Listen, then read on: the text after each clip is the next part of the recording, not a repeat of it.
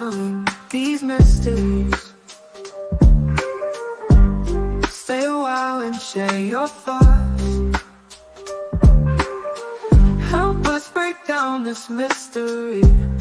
Grab a seat, we guarantee you're in wonderful company. Unraveling these mysteries with Mr. and Mrs. E.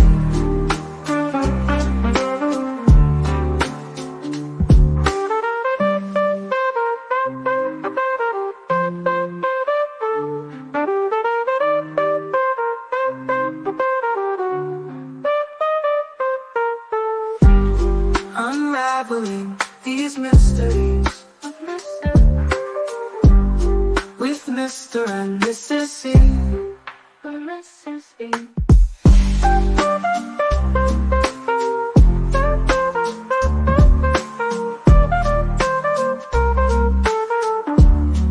Mrs. E.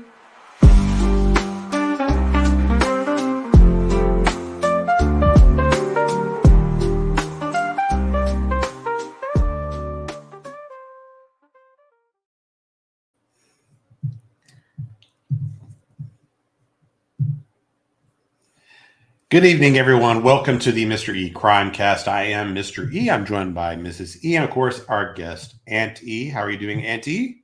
I'm great. How are you guys tonight? Very good. Very good. Tons of crazy news today for sure. Yeah. Not even sure where to start. There's so much.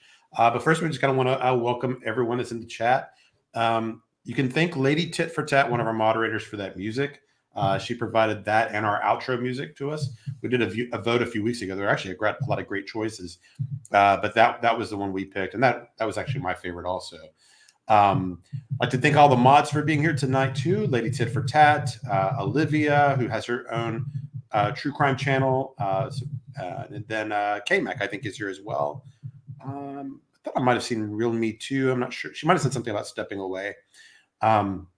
But thanks for your help tonight with that. And, of course, we saw Car Guy, Ginger Girl. Let's see.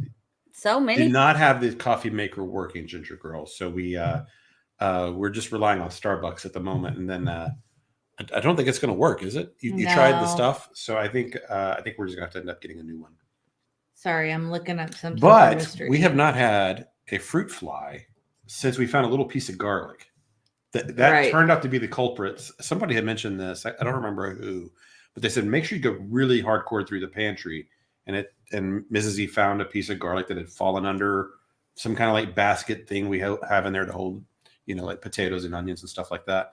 And that was it. So once she found that little piece of garlic that had, who knows how long it had been sitting down there, but that's where they were. And we have not seen one since she got that out. So that, and the pantry is like right back here. So that's why we were always getting them in this room, which never really made sense because we, hardly ever eat in our dining room like most people. Right. Most people never use it, right? Yeah. Olivia, please put your link up. Yes, please.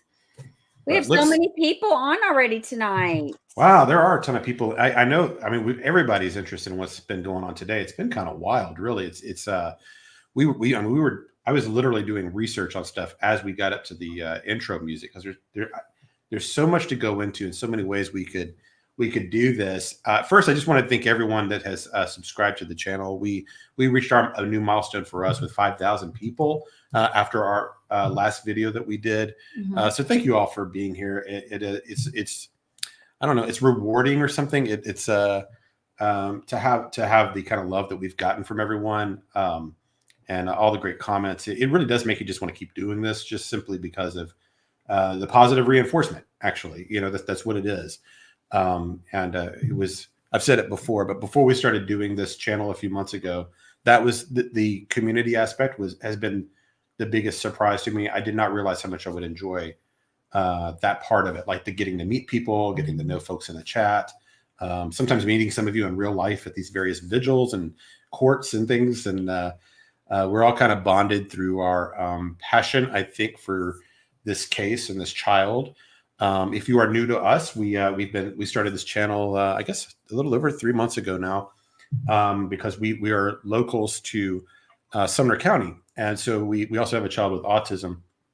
And so when Sebastian Rogers went missing, we were very invested in his disappearance and upset about it and following every update. And then, of course, after about a certain amount of days and going into the next week, it started to look like this was not a runaway or a child with autism that just kind of wandered off into the woods or down to a lake or something, like often happens, but looked like it was very likely to be criminal in nature. And so as we followed all of that, we started having these conversations ourselves and discussing our own theories, and felt like there really wasn't a place for our approach out there in true crime in this area, and decided we just start our own channel.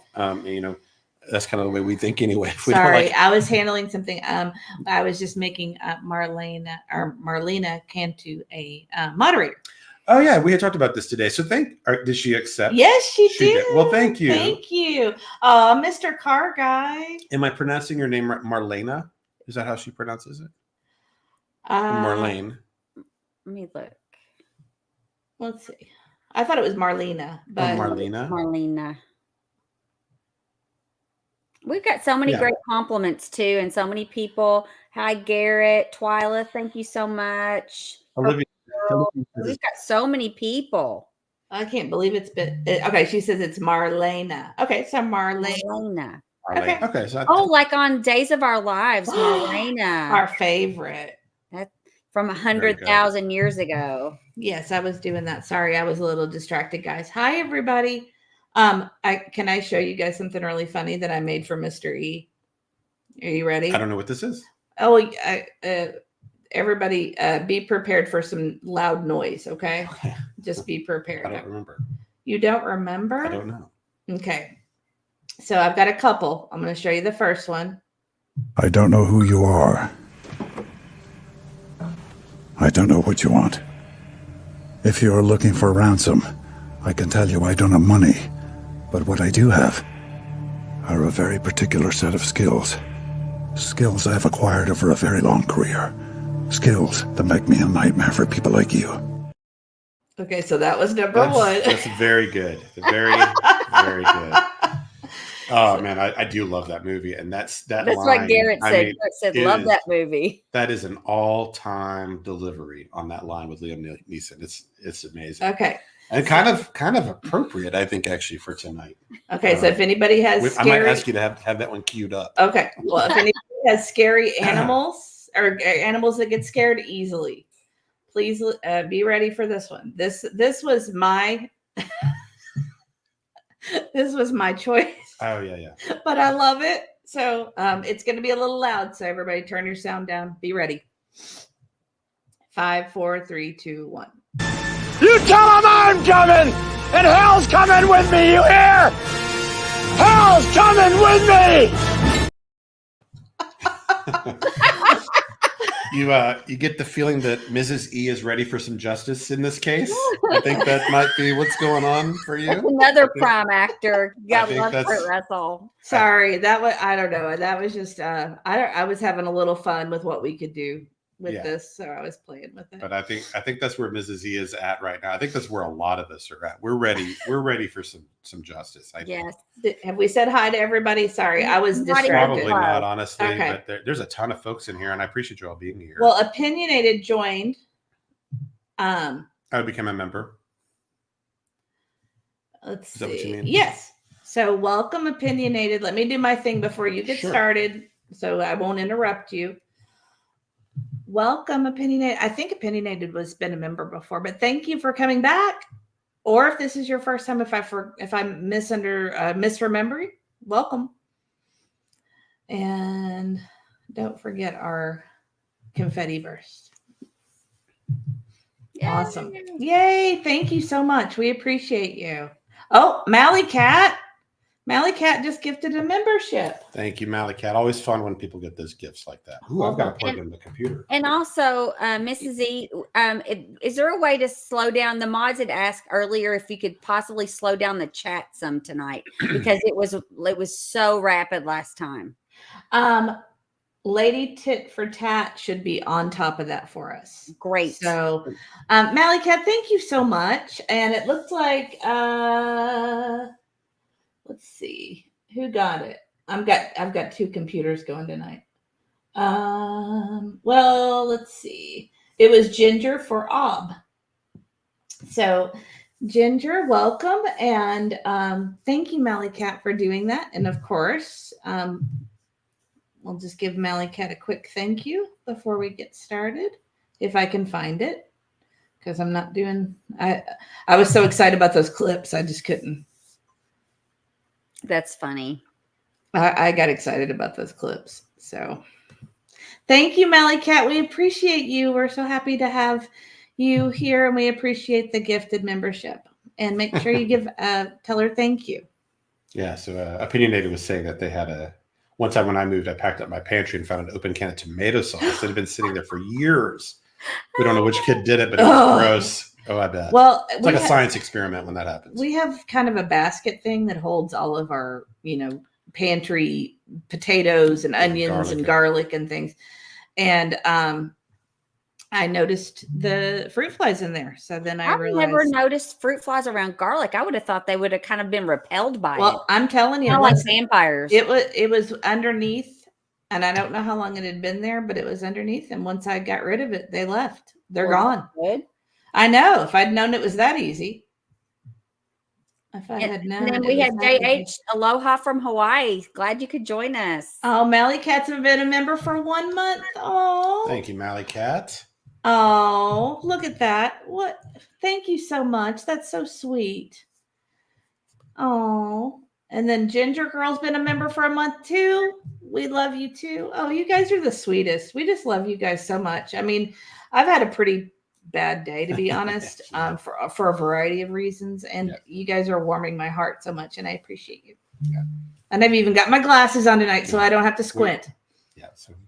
So thank you. That's all appreciated. And I know we're all probably Tiffany gifted. guys. I think they do it on purpose now. I think they do it right when as soon as I wind up the pitch. They don't want to hear you. They want to hear me. I think it's becoming like a thing. Like a little practical joke that somebody. Okay. But no, thank you so much for Dispatch Crystal was gifted a membership by Tiffany. Tiffany, thank you so much, you sweet thing. And it says Olivia B, new member.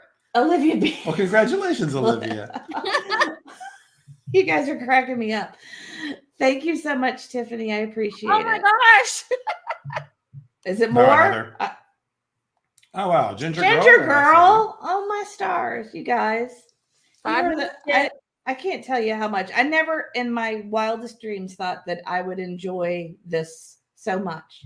Yeah.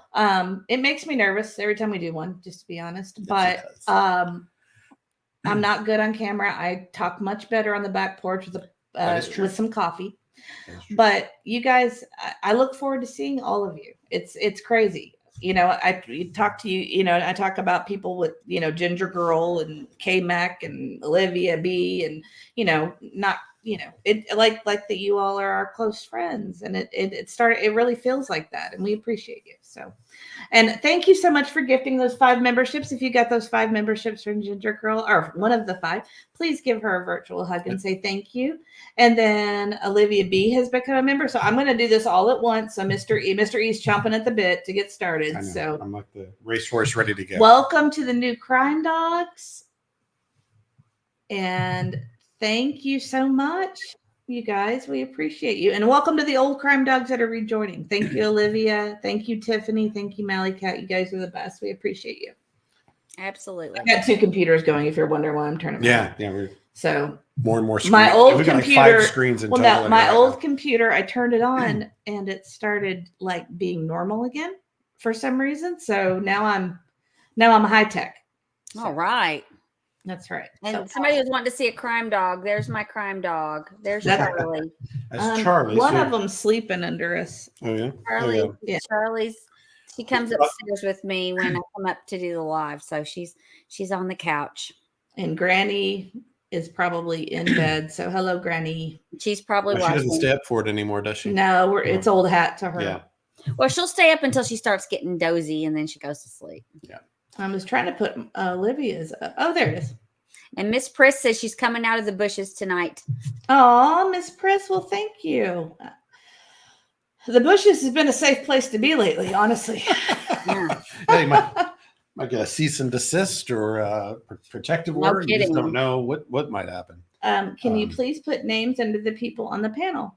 Does it not have it on there? Mine says Aunt E. Mine says Mrs. E. Yeah, it is showing on my end, so I'm not sure. On my phone, it's showing on YouTube. Yeah, so we just have Auntie, Mrs. E, and Mr. E. Is what it should show. I'm not sure. Yeah, I'm seeing it. Well, at any rate, you guys welcome. And I see Lisa B always. Let's see, who else do I see? Real Me Too. There's just a lot of people in here. Oh. Car Guy, Mrs. Car Guy, even though that's not her name. Metal Last, you guys, I'll let Mr. E get started because I know he's dying to get started. So, all right, go for it, sir. Let's go. Let's go. All right. So the reason we're doing this tonight is just to kind of recap the last few days. It's just the way things unfolded.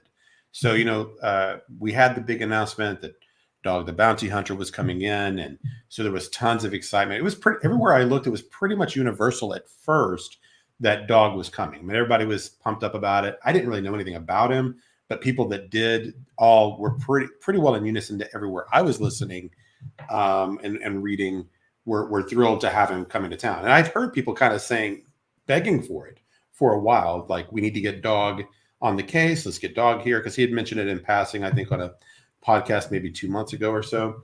And then Nik The Hat, who's also associated with him, was coming in. He was a little more of an X factor that was sort of unknown. But it's still overall, it was positive. Then you started to kind of get this backlash, negative thing. And a lot of folks were, in particular with Nik The Hat and even Dog, were kind of getting a lot of criticism and a lot of skepticism and just kind of the way it happens every time someone new comes in, they just kind of get attacked, right? And it's fair to a point to be, skeptical of people you're unfamiliar with and not, cautious and all of that. But, so I kind of just wanted to step back on it for a few days and just start doing research and thinking about the whole situation and how much it matters even.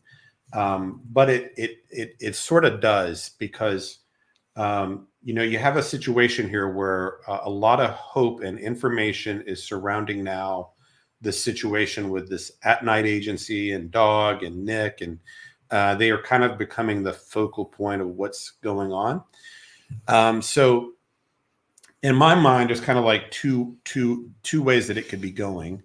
Either they are what they say they are, and they're doing what they say they are doing, or it's all kind of smoke and mirrors.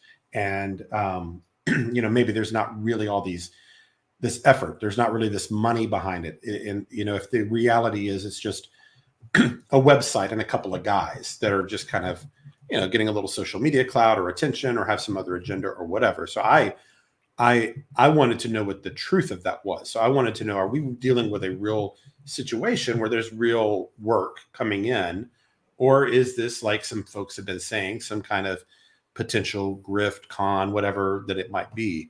I think we're all probably curious about that. And so the best place I think to start is maybe their website. Could we pull up? Can I say something real quick? Sure. Olivia B gifted a membership. Thank you, Olivia. They pay it forward, gifting of gifts there. You got one and paid it onto someone else. So that's great. No, I think she rejoined. He rejoined. She didn't win. She didn't. Oh, I win. thought she got gifted one earlier. She got gifted one a few months ago. No, I think. Okay, well, she just gifted one to someone else, right? Right. Yeah. So thank you, Olivia. Okay, well, maybe I'm misunderstanding. Sorry. Maybe I'm misunderstanding. And Charlene thinks that we should just have an episode where people can gift because you get so frustrated with us. He doesn't get frustrated. It's just the way I think. The way I always think is as soon as people get Oh my here, gosh, let's start going. Yay! I was gifted. Oh, I'm a crime dog now. Are you kidding? That's hysterical. I got. Now you can actually compete in the trivia. Yep, it says Yeah, Aunt E was gifted a membership. Well, that's hilarious. From who? Well, thank you, Olivia. From Olivia B. That's Olivia. hysterical. That's hysterical. Very funny. Did Olivia do it again? a second time or No, that's the same one. I don't think so. And I Am Too Bear said, just announce them at That's her second one. Oh my Thank God. you, Olivia. Oh, thank you. I Am Olivia. Too Bear said, just announce them at the end or segue.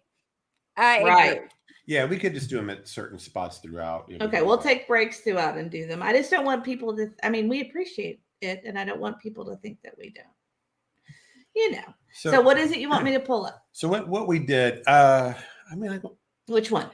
Maybe just oneworldmedia.com. Okay, let's start there. So this particular stream for us was really a lot of research, I've got a lot of like footnotes and sources. So just so you know, I've got this one required so much research and sourcing. We're just going to put it on the show notes. I think tomorrow. I'm not sure how to do show notes exactly because I'll have to like edit our description and do all that. Because this is that's their Twitter. I did the wrong page. This is going to be one of those situations where I don't want you to have to take my word for it. I want you to be able to kind of go see where this all came from, because it's not coming from like one place. I had to piece this all together from everywhere, from like Daily Mail, Daily Beast, Instagram, their own websites, right. All kinds of media. It's really all scattered, but had to do it this way to try to get a picture of what was really going on. So anyway, this is kind of their main hub right now with this group, and where they kind of have been making some of their announcements and all of this. So if you want to kind of go through this website, it'll give you an idea of what they are. So without reading it all, I just want to kind of give you what they are presenting, in my opinion, as a service. So what they are trying to be is a kind of a combination of public relations and like a private investigating firm, like a service that you can hire. They are trying to cater to the elites, the upper class. So these would be the kind of people you would want in crisis management situations. If you're a politician or celebrity and you're needing investigative work and you've got the big money to get it done right, that's what they're presenting. Like that's what their website is trying to show. And Lisa B asked, is the retainer for at night really $500,000? Actually, it shows on here. I'll roll up to that so you guys can see it. That is what it says. Talks about their clientele up here, and when you get down to the very bottom, it's kind of hard to read. I know. I'm gonna probably take us off the screen and make it where everybody can see the whole thing. Well, the thing is, it's right here. It does. It says it is right there. Okay, yeah. So there, that looks good. So yeah, and it's all very salesy, all the kind of things you would expect from like a big PR firm that's trying to reach that type of clientele. And this type of business does exist. We've kind of known a couple of people that have tried to create businesses that target that top 1%, like they're going for that elite kind of clientele. So, but still, to me, this was, it's a website. I don't know how authentic this is. And this is the first introduction I'd had to them, but let's just see what it says. It says, let's see, to take control of your situation with the precision and power of At Night, contact us via email at, and then the minimum retainer to provide services is $500,000. So that, you're looking some, some extremely wealthy type of clientele is who you're trying to reach. Maybe there's some negotiation in that depending on what you're doing. But that's at least their asking price. So, obviously they would have discretion to take lower than that. So anyway, we're looking through here and the question I'm having is this just a website or is this an actual business? Is it just putting up an appearance? Because people do things like that where they just throw up a website, make them sound more grand and bigger and successful than they are in reality. And I knew nothing of these people. So to me, I just decided we need to go into research mode. And the way they seem to be structured is there's really like three, they're a conglomerate sort of three things. One is this One World Media Group. One is At Night, which is what Nik The Hat's affiliated with. And then the other is a silent partner. And so two of those were pretty simple to research, actually. Silent partner, it could be at any individual or a group. So there's no way to know anything about them. I would imagine they are basically the money behind whoever is powering this. So you kind of have to go, okay, well, maybe, maybe not. Don't know what that means. Then you get to the One World Media Group. And this man, his name, the CEO of that is Andrew V. Wyatt. And he was actually fairly simple to research. He is a real person. He is a PR guy. And his career, he started in television. In 2007, he was at a college and he ran into Bill Cosby, comedian Bill Cosby. And I guess they hit it off. And from that point on, he has been Bill Cosby's public relations guy. And he's had, yeah, so from that day on. And so I've thought about this a few times because this is 2007 when this all started. At first, that probably seemed like a pretty cushy gig, you know, and then the Me Too movement happens. And then he's all of a sudden a crisis management kind of public relations guy who had all kinds of stuff to navigate, right? Mm-hmm. It's all verifiable. I went to his Instagram, which is kind of where he seems to do the most of his own posting about himself. And, you know, he's got all the pictures of him with Cosby and articles, and he's been on various cable networks, and looks like he does some work doing public relations with charity events and things like that. But his primary career has been working for Cosby and continues to do so. And I think he's like writing a book about it and different things. So he's pretty straightforward. Pretty much what you see is what you get, in my opinion, on that, and not really a lot more worth a deep dive unless you're just kind of curious what it would be like to be the public relations guy for Bill Cosby is kind of one of those, you know, I'm sure that was a pretty tough job for PR. Anyway, then you get to the third part, and this is where it gets really complicated. And that's this whole At Night, Nik The Hat, and all of this. So At Night has been around for a while, but it looks like it's gone through some transformations at different times. It appears, looking at their Facebook, that they kind of started out more like nightclub promotion, like DJs, pictures at hot nightclubs in like Fort Lauderdale and Miami and places like that. And it's kind of one of those DJ promotion, nightclub promotion, you know, ladies' night on Wednesday and that kind of stuff.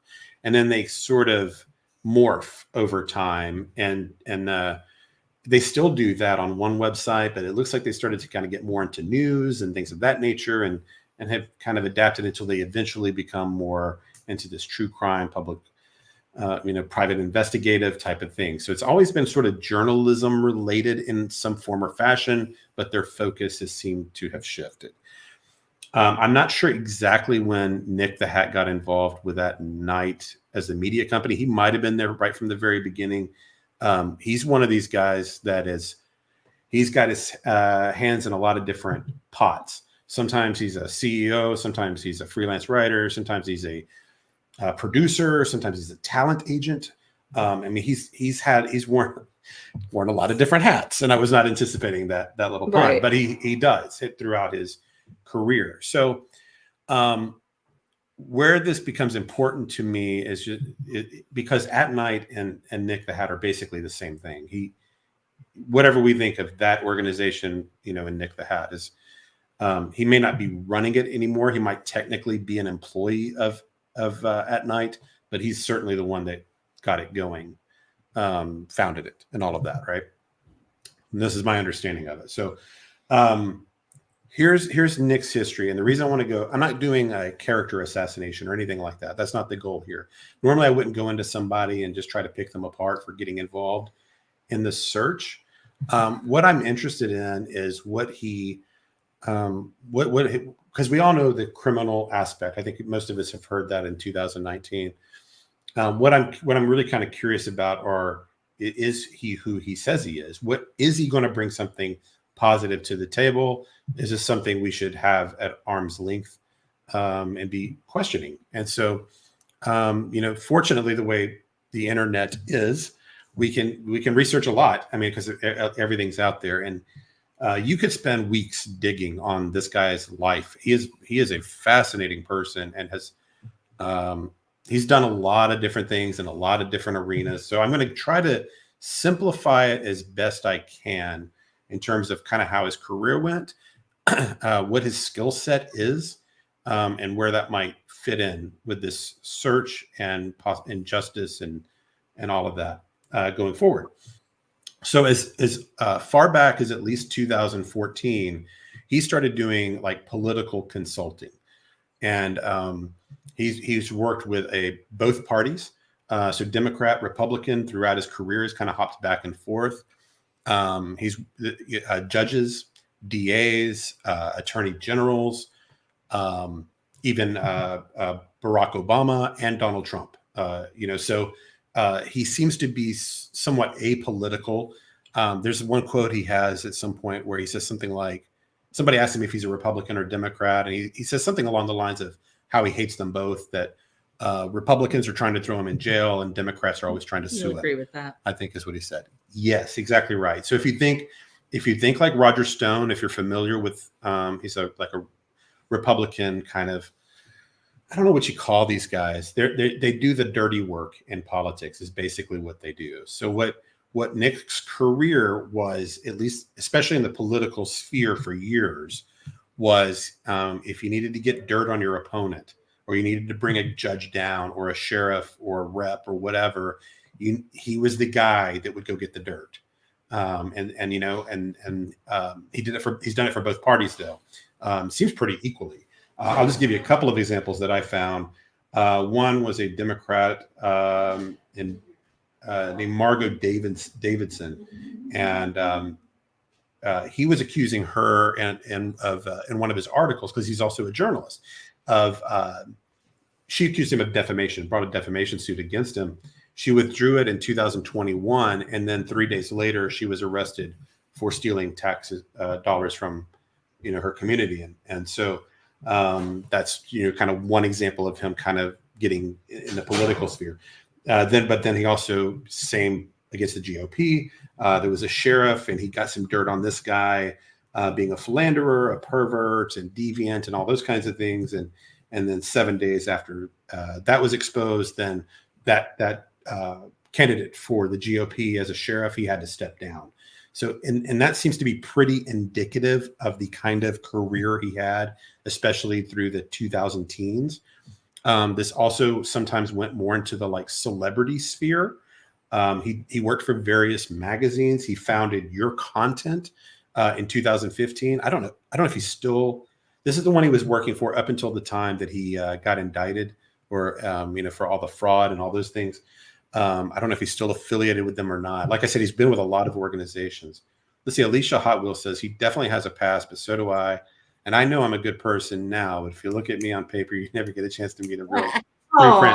Well, I mean, yeah, I agree. And I don't know. I'm not trying. That's what I'm saying. I'm not trying to do a character assassination. I'm just actually, more than anything, I just want to know if he can accomplish what he's bringing to the table, more than I'm trying to insult. I'm not trying to do dirt on him. Actually, I'm really just looking at the open. This is all open source stuff. So this is all like Daily Mail, Daily Beast. This is all stuff out there about really kind of his career. And some of it was really, really great. Actually, he did some work on some prisons. I think it was around 2019 or so.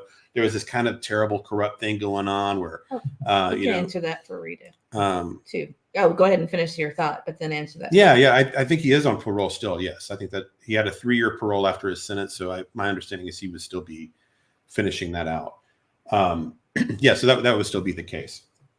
But like he was responsible because of his reporting about these terrible prison conditions and this kind of corrupt pay to play or good old boy system going on, essentially with contracts with this prison thing. He brought about reform through his reporting of these terrible conditions going on in Pennsylvania prisons. So I mean, he's a how do you say this? So he's whether or not he's good or not almost depends on the person that hires him and what your intentions are. So he's good at what he does, which seems to be getting down in the dirt and the muck, and like Dog the Bounty Hunter said, taking the law up to its breaking point and bending it before it breaks. Mm-hmm. Sort of the kind of stuff he does. And he went a little too far with that in 2019 and received several charges there.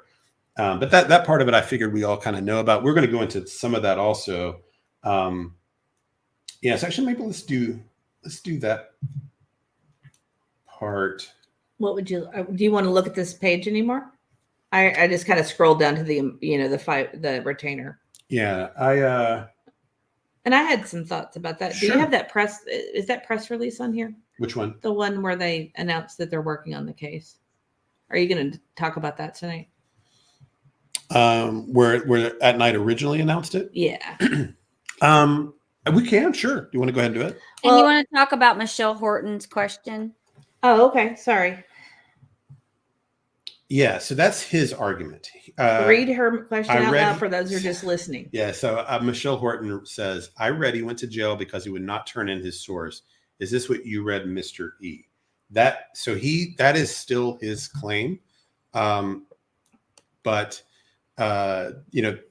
he failed in court. And so there were a lot. He had several charges actually. And what he was accused of doing was basically he sent an email. It's all kind of complicated. I'm trying to think. I don't want to misquote this. I might just pull up the article because I have it here. I think I do.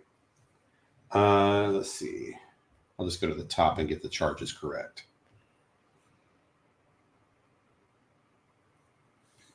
Yeah. So this is from the Daily Times. Sorry. That's a funny one. Yeah. So this is the top paragraph of that. Former editor-in-chief of online daily news or online news site Your Content was sentenced to 2 to 4 years in a state prison Wednesday for creating a fake racist email that he attributed to a Delaware County adult probation and parole supervisor in a debunked 2019. Is it this article? Story. Would you like me to put it up? Yeah, you can. Okay. Yeah. So then the next paragraph below that picture. I'll have to scroll. Hold on. Yeah, that'll have all the charges kind of in the description. Do you have any idea how old he is? Let's see, it's 28 in 2019. Okay. So he I looks guess. pretty. He looks younger than he is. Yeah, I know. Well, in he's one of those lucky ones. In 2010, he was 17. So what would that make him now? I mean, it really. So 34-ish or so. Yeah. So around 34, because when in 2010 he met Selena Gomez and they became friends.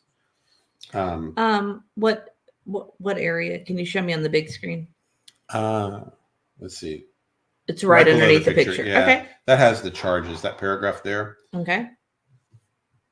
I got it. Got it up there. Mm-hmm.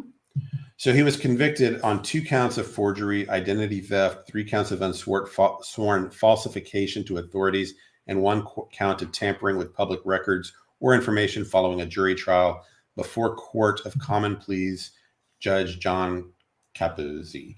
A second trial for allegedly possessing a taser device given to him by Chester police officer Donald Jackson is set for January 18th. I don't know whatever happened with that, but I know that that policeman got fired.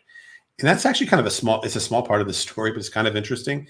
What he said, what happened, because when they went through the Nik The Hat's emails, they found his communication with this police officer, and he was looking for sources or doing some kind of investigative work in a bad neighborhood. And he asked this policeman if he knew where he could get a taser to protect himself. And this policeman said, hey, you can use this taser, but don't tell anybody I let you borrow it. And then he got fired because they were searching through these emails. But that's also kind of like another small indicator of what kind of life this guy's been living.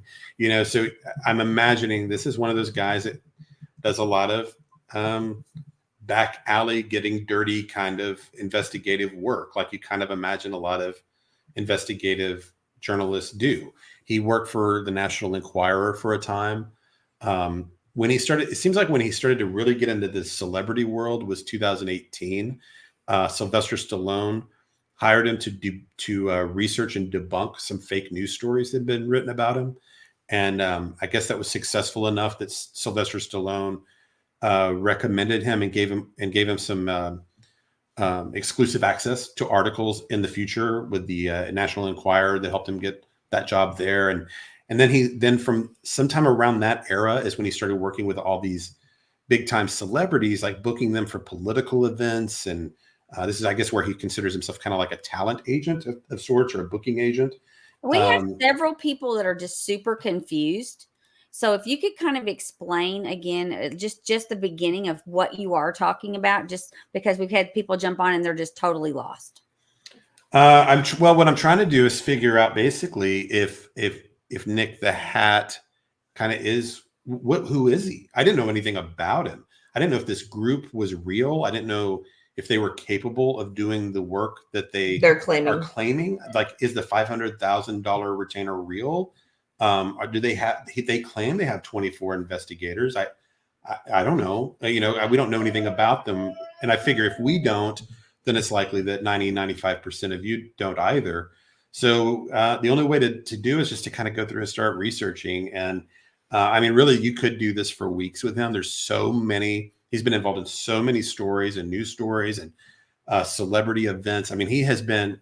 I wrote down a small list of people he's worked with. Are Anne Hathaway, Taylor Swift, Bon Jovi, Bruce Springsteen, Selena Gomez, who he's friends with. And then his relationship with Dog the Bounty Hunter started sometime in 2019.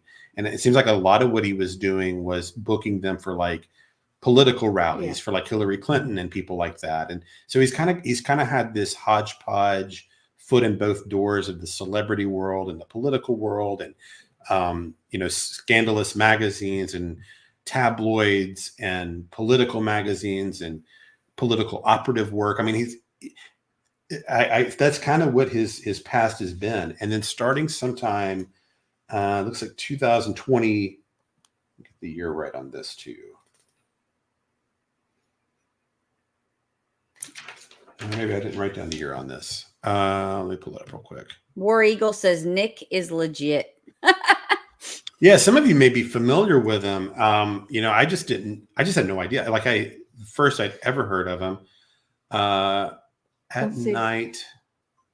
I'm trying to find the year he founded the. Our Taylor says apparently his company was dissolved. Leanne reported it to the FBI.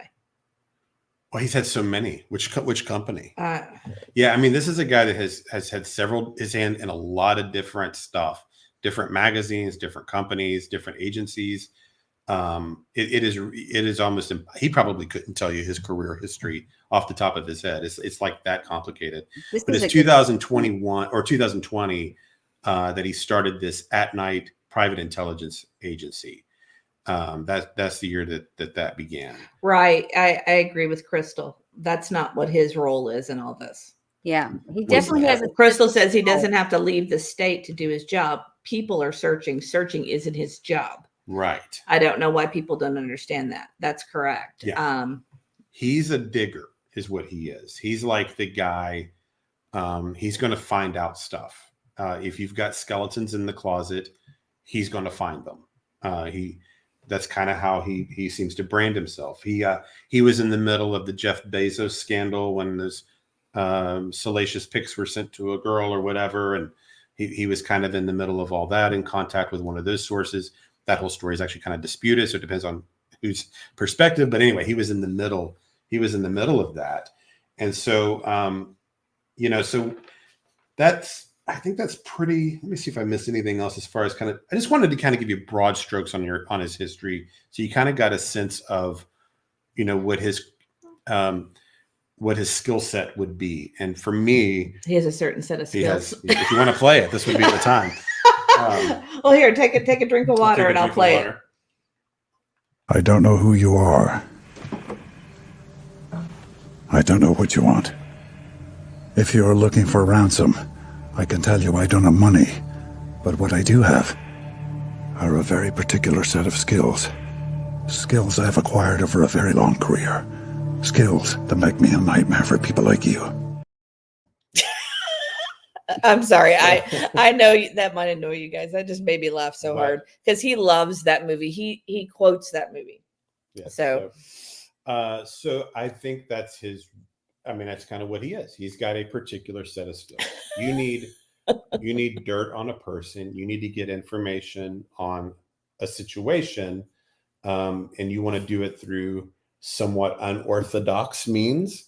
Potentially up to the edge of legal means. this is the guy you want. So, you can kind of look at that however you like.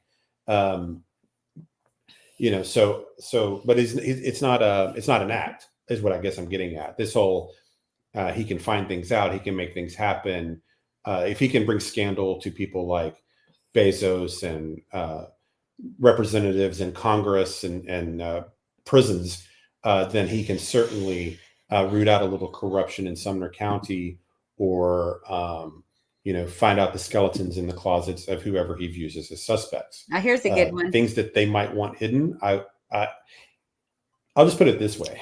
Crystal, sorry, great minds, Crystal. Yeah. Yes. I said it the first, Yes. first 5 minutes watching his video. Yes. I said, I know exactly what he's here for. And I said the same exact thing. Yeah. Remind me about you. I'm gonna say something. You're going to tell a story you. about me? A little bit. About how good I am?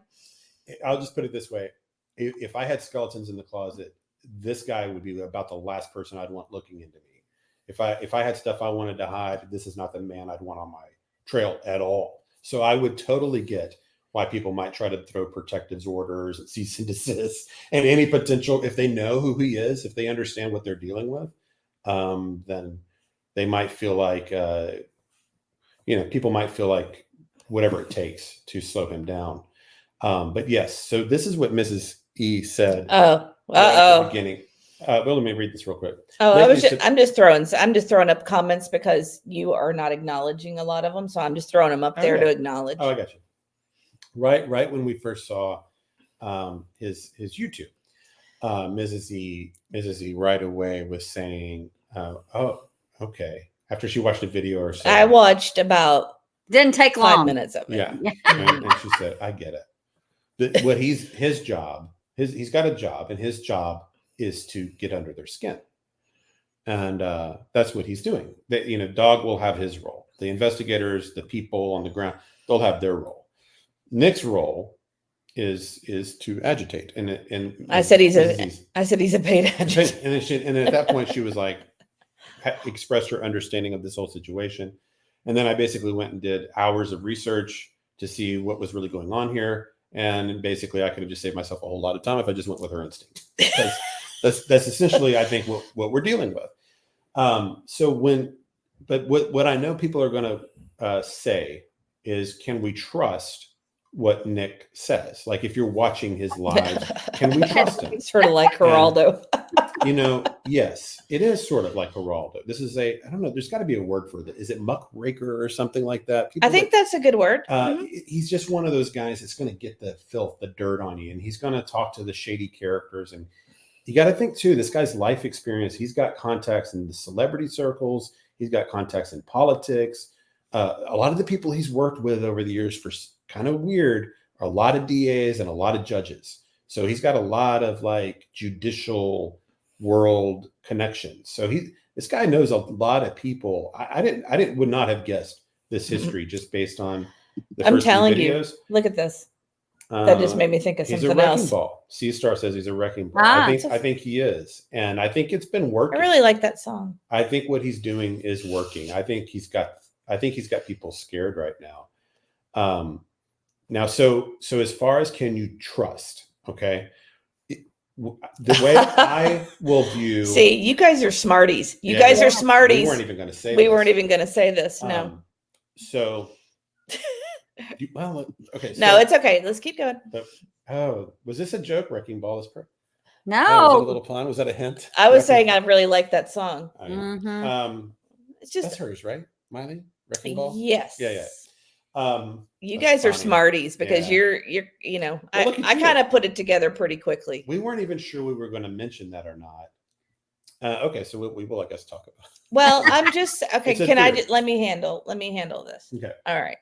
So when I said, what I thought Nik was up to, I said, okay, so who could have put up, who has the means and the connections to get this company involved?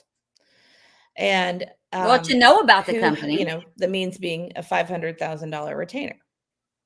Well, if you guys remember who reached out to the Lore Lodge, which was the brother of Miley Cyrus. Now, this is just me speculating. So please, Total theory speculation.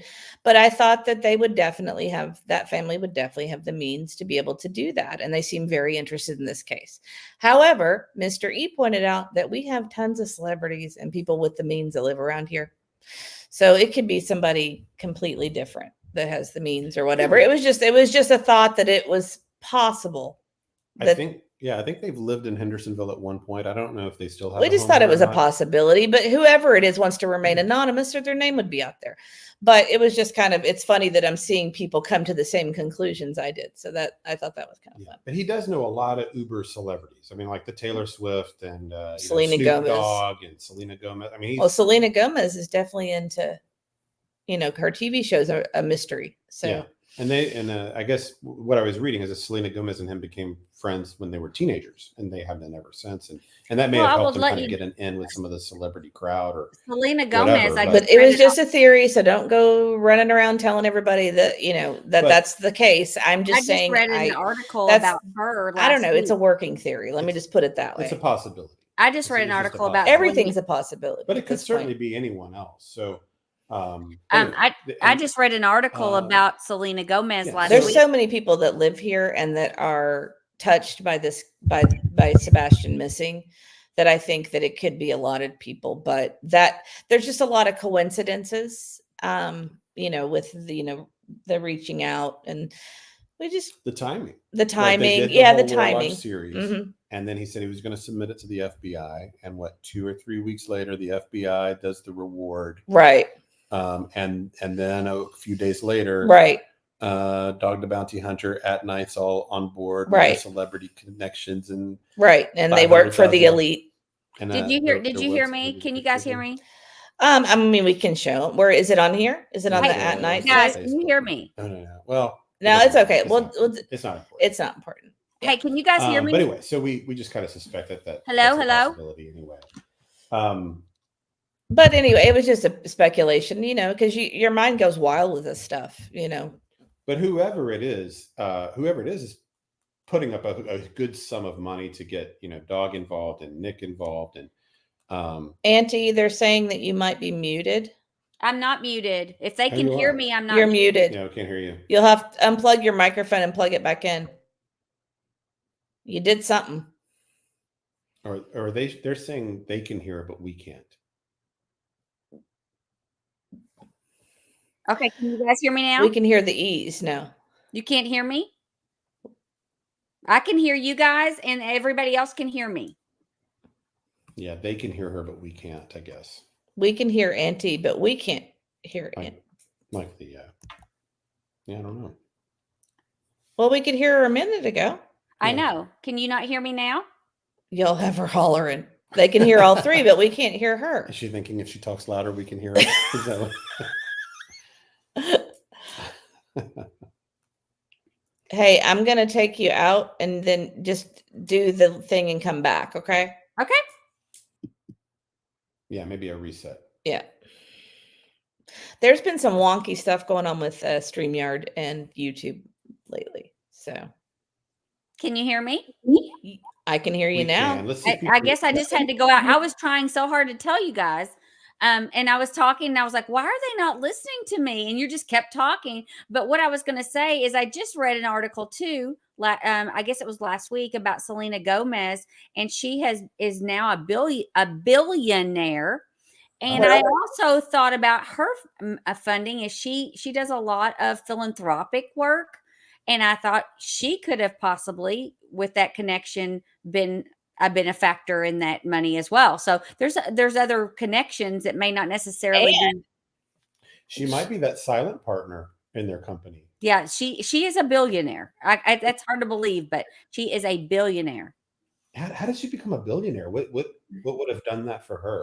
She has done a lot of stuff with the Food Network and working with a lot of stars. And then, I mean, she's got the show now that she's on, but I was like shocked. I'm like, she's a billionaire, but they said that she has built an empire. Wow. Okay. And I was not aware. Well, hey, good for her. Maybe it's her. I mean, that would, Oh my goodness. Soulwater Revival gifted 5 memberships. Thank you so much. Thank you, sir. Thank you. Let's see. And if you guys got a free membership, make sure to thank Soulwater Revival. Thank you so Very much. sweet of you. Thank you so much.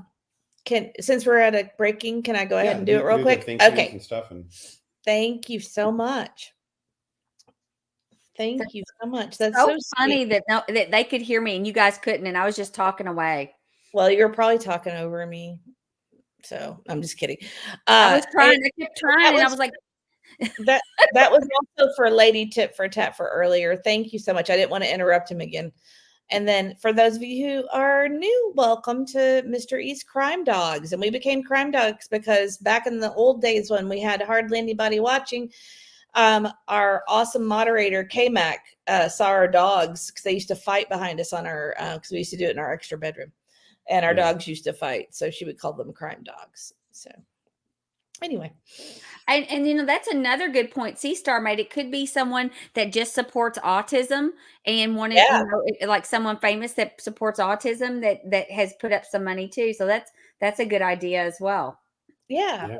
I mean, there's a lot. It could be anybody that is touched by this and just wants to bring him home. And I think it's wonderful. Whoever did it, thank you.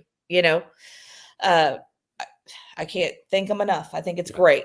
But anyway, I'm sorry. Go back into your research. He's worked on this. Well, that's okay. That was the hardest part of the research part of it for me was just and I have to step away anyway because it's time to put the kids to bed. I'll be back. Is there anything else that we didn't hear from you that you were trying to say? No, but someone dreaming of blue skies and sandy beaches says that Selena owns Rare Beauty, which is a big cosmetic brand, big beauty brand. So that, that's a huge market. So I can see that. Plus, like I said, I know she does a lot with the Food Network, and of course, she has a great acting and singing career. I mean, she pretty much does it all. But I know it was so shocking to believe. But yeah, I just read that the other day about her being a billionaire. Somebody said Jelly Roll. He's a great guy too.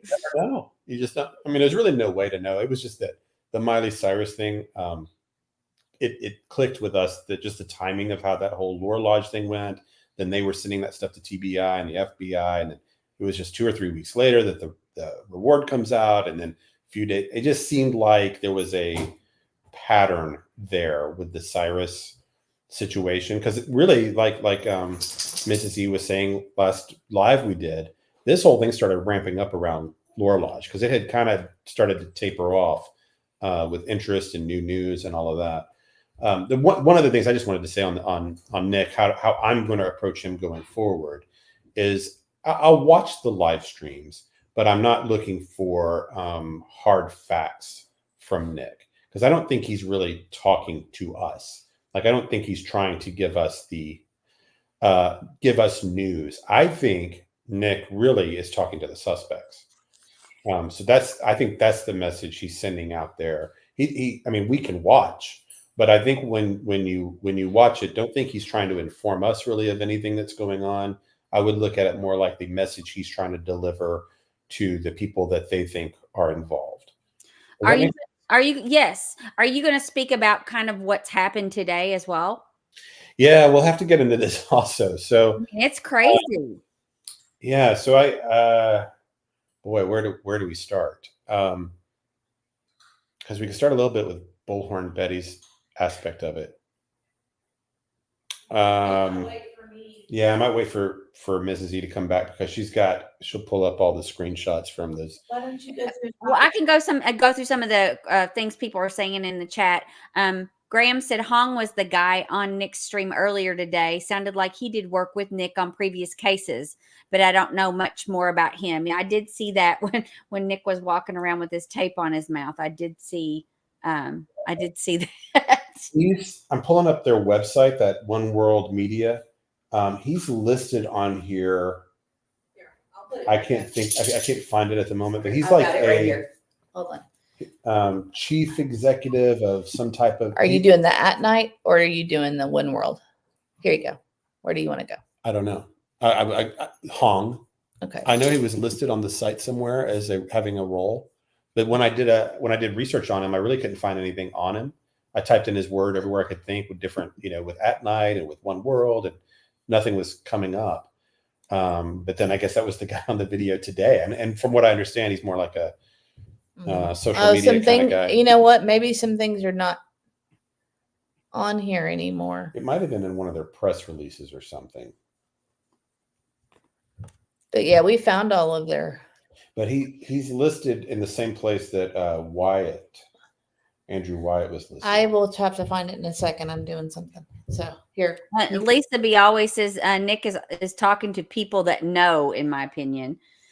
And the Real Me Too says he definitely is speaking to the suspects. And Peaceful Warrior said he's putting pressure on. And I think that is definitely what we're seeing. But now he has been stifled to a degree. Maybe. So that's kind of the thing. I don't know. He might play games at times. Oh, and Annie has a good point too. Does anyone know what crisis actors are? Please Google them and see if he is one of them.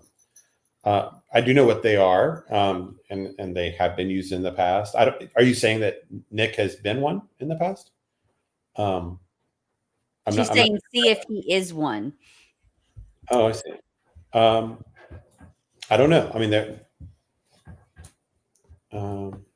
Is one what? Yeah, I know they exist. That they are a real thing. It's crazy if you ever look into that topic, but they have been used in the past. But no, I think he's he has a history that I was able to track back to at least 2014, working these articles, and he's not just stepped in at this point. He is a real person that has a real history. So it wasn't easy to find him, actually. It took me a while to really get a lot of these articles, and like the Sylvester Stallone thing was hard to find, and a lot of those celebrity connections. So it took me a bit, because everything was really wanting to be about his criminal history. So to find like his anything outside of that was kind of difficult. C. Taylor says Hong worked with him on Danilo Cavalcante and Zimmerman. Hong usually does the camera work. Okay. So they're like friends and work associates that way. Yeah, I hadn't looked at any of that part of his work because it was so recent. Sharon Marlowe, thank you so much, Sharon. How many will walk with taped mouths behind it? So, okay. That to me was brilliant PR.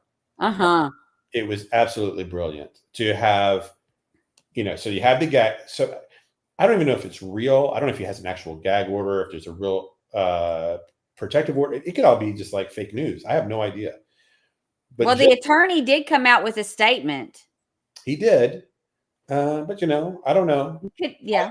I want things verified. So he's still a little bit of a wild card to me. So I'll give it the couple of days kind of rule to see what the truth of all of these allegations are.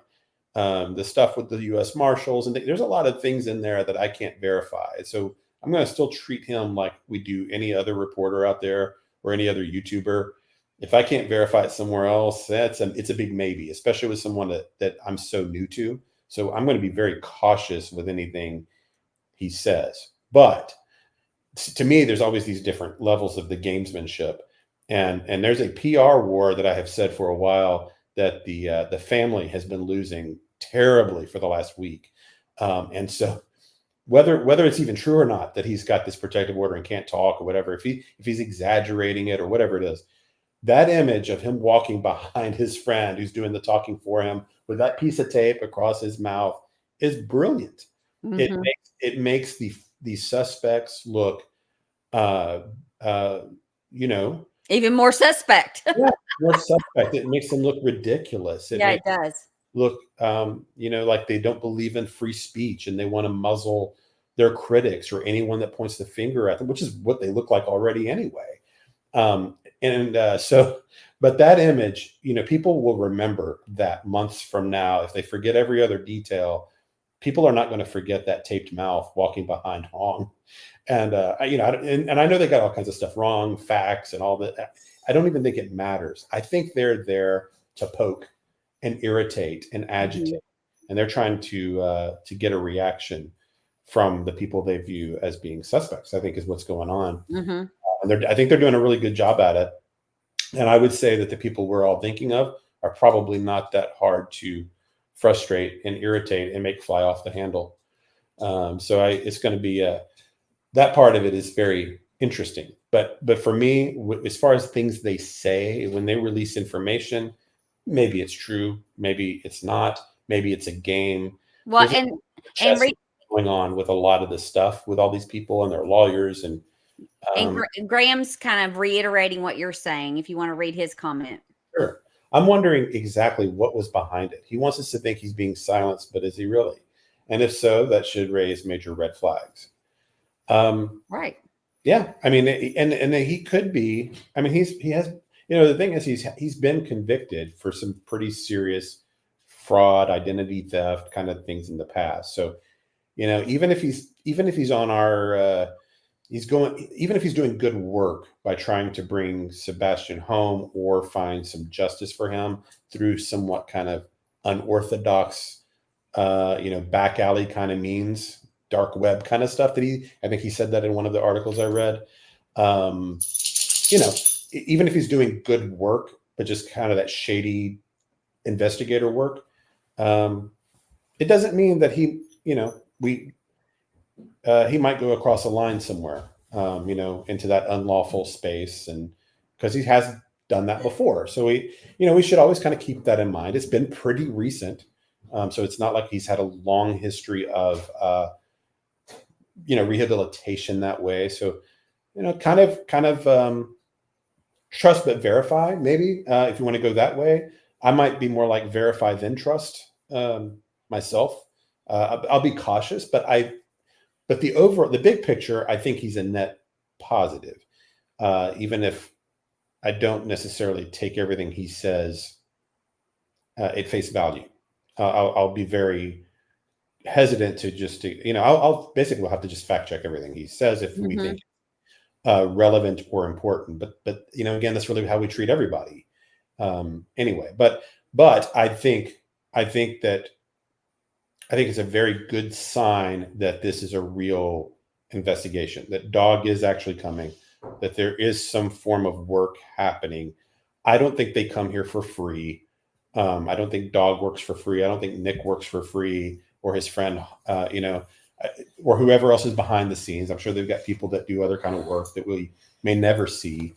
One of the things I heard a lot the last few days was, that Dog, the bounty hunter, was just here for the money, which blows my mind that people, because he's a lifelong bounty hunter. Right. It is literally in his title that he has always worked for money. He probably is the most famous bounty hunter ever. Yeah. But there's nothing wrong with earning a living and doing good things at the same time. I mean, I know he's caught over 10,000 criminals and he's pretty good at his job. Yeah. I mean, think of like 10,000 fugitives that he's brought in. How many lives has he potentially saved if they had not, or how many, drug dealers and all these kind of, wretched people. And, but he, of course he's made a living doing it, and there's nothing wrong as long as he, he should not, this could take a year. We can't expect this man to come here for a year for free. Of course he's being backed. There's costs. There's going to be crew. The police don't work for free. DAs don't work for free. The FBI, TBI, YouTubers, journalists, very few people actually work for free. But that doesn't mean that they're not doing good, ethical work, or hearts aren't in the right place.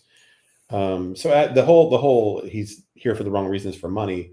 Well, I mean, that's been his whole career. He's literally a bounty hunter. So I don't know why we should be surprised that he would be compensated for being here. Dreaming had a question. Dreaming says, I clicked on the buy a coffee link, but it asked her email address. I'm so confused. LOL. Are we able to actually buy you a coffee or donate to the channel through the link? Thanks. I haven't had anybody buy us a coffee. It was just something somebody told us to do, because I think they take less of a percentage than YouTube does, because YouTube takes a pretty large percentage. But if you don't worry about doing that at all. Don't worry at all. I don't know why it would want email only. I know that's weird. I don't know.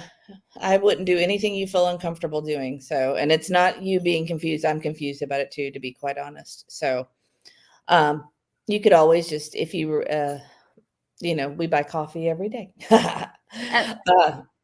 And SS Butterfly Kisses had the nicest comment.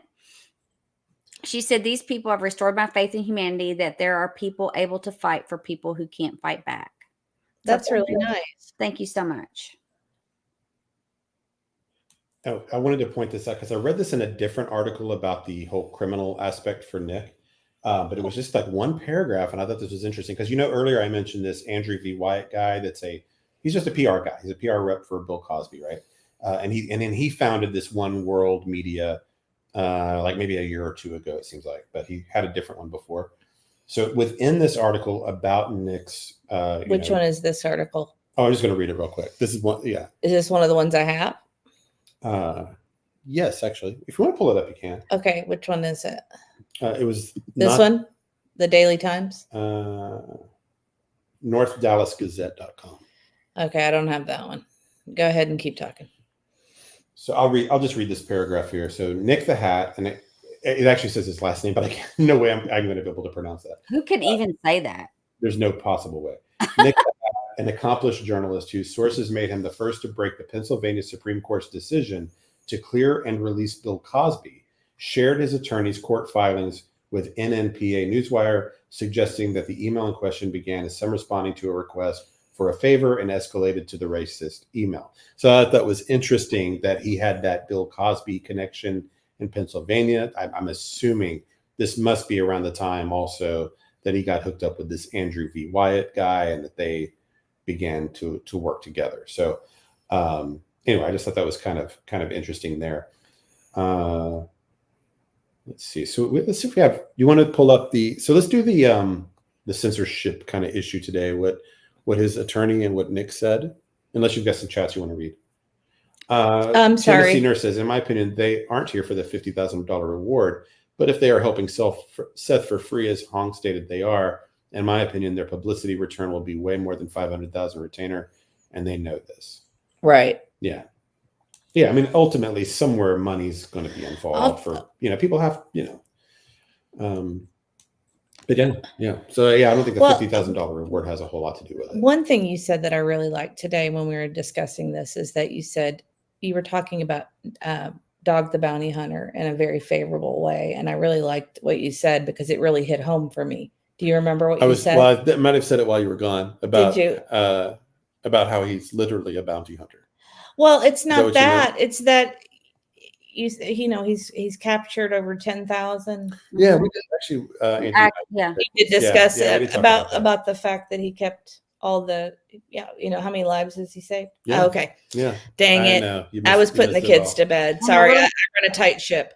A little known fact: Real Me Too said he caught Andrew Lester, the heir to Max Factor Cosmetics. He sure did. He did. That was a big one. Yeah, so I mean, he was a reality guy too, but he had decades of work prior to that. So he's, Dog's got that. He'll have that experience. Nik will be doing his behind the scenes thing, working his sources and whoever he knows, and doing that kind of work. So I think this is. I understand people being skeptical and hesitant to kind of go all in on him. I totally get it. I'm not all in as far as. Anything he says, I'm going to be like, all right, let's check this out and see if this is true. I'm not going to run with all these stories. Even what someone mentioned earlier, Tennessee Nurse was saying, how they say that they're working for free. For me, that's maybe. I don't know. I don't know what you're making. I'm taking all of what they say with kind of a maybe grain of salt kind of thing. I just want to mention we have some people that are trying to be nasty in our chat, and I don't care for that. So, I don't do anything. Well, mods, feel free to take care of that if you'd like. Just saying, I mean, I can let you address it so you can do your logic if you'd like. This is one of them. Okay, I saw this name a few times. I didn't know what they were talking about. So Annie Ruler says, someone misled Seth, in my opinion, and told him, if your son goes missing, money will roll in. No more work, video games, and girls for life. That's ridiculous. Yeah. I mean, that's just kind of absurd. Yeah. To be honest, what money? What, you know, I don't know. How do you come to that conclusion at all? This may not be the place for you. Yeah. Actually. Because we kind of do more like logic-based theorizing and stuff like that. And where, we don't miscall people by different names and be rude. Yeah, I don't know. That's just kind of, I don't even, what do you say? That's just exactly. I mean, I didn't know the money thing that you always hear this about. It's a grift for Seth. Like, he had the YouTube channel that he didn't even monetize. What money? Where's he? What money is he getting from any of this? There's no money. There was right at first, but he was going to get that no matter what. Because, you know, we talked about this a long time ago, back when this stuff happened. That, especially, and maybe if you're from the South, you know probably how this is.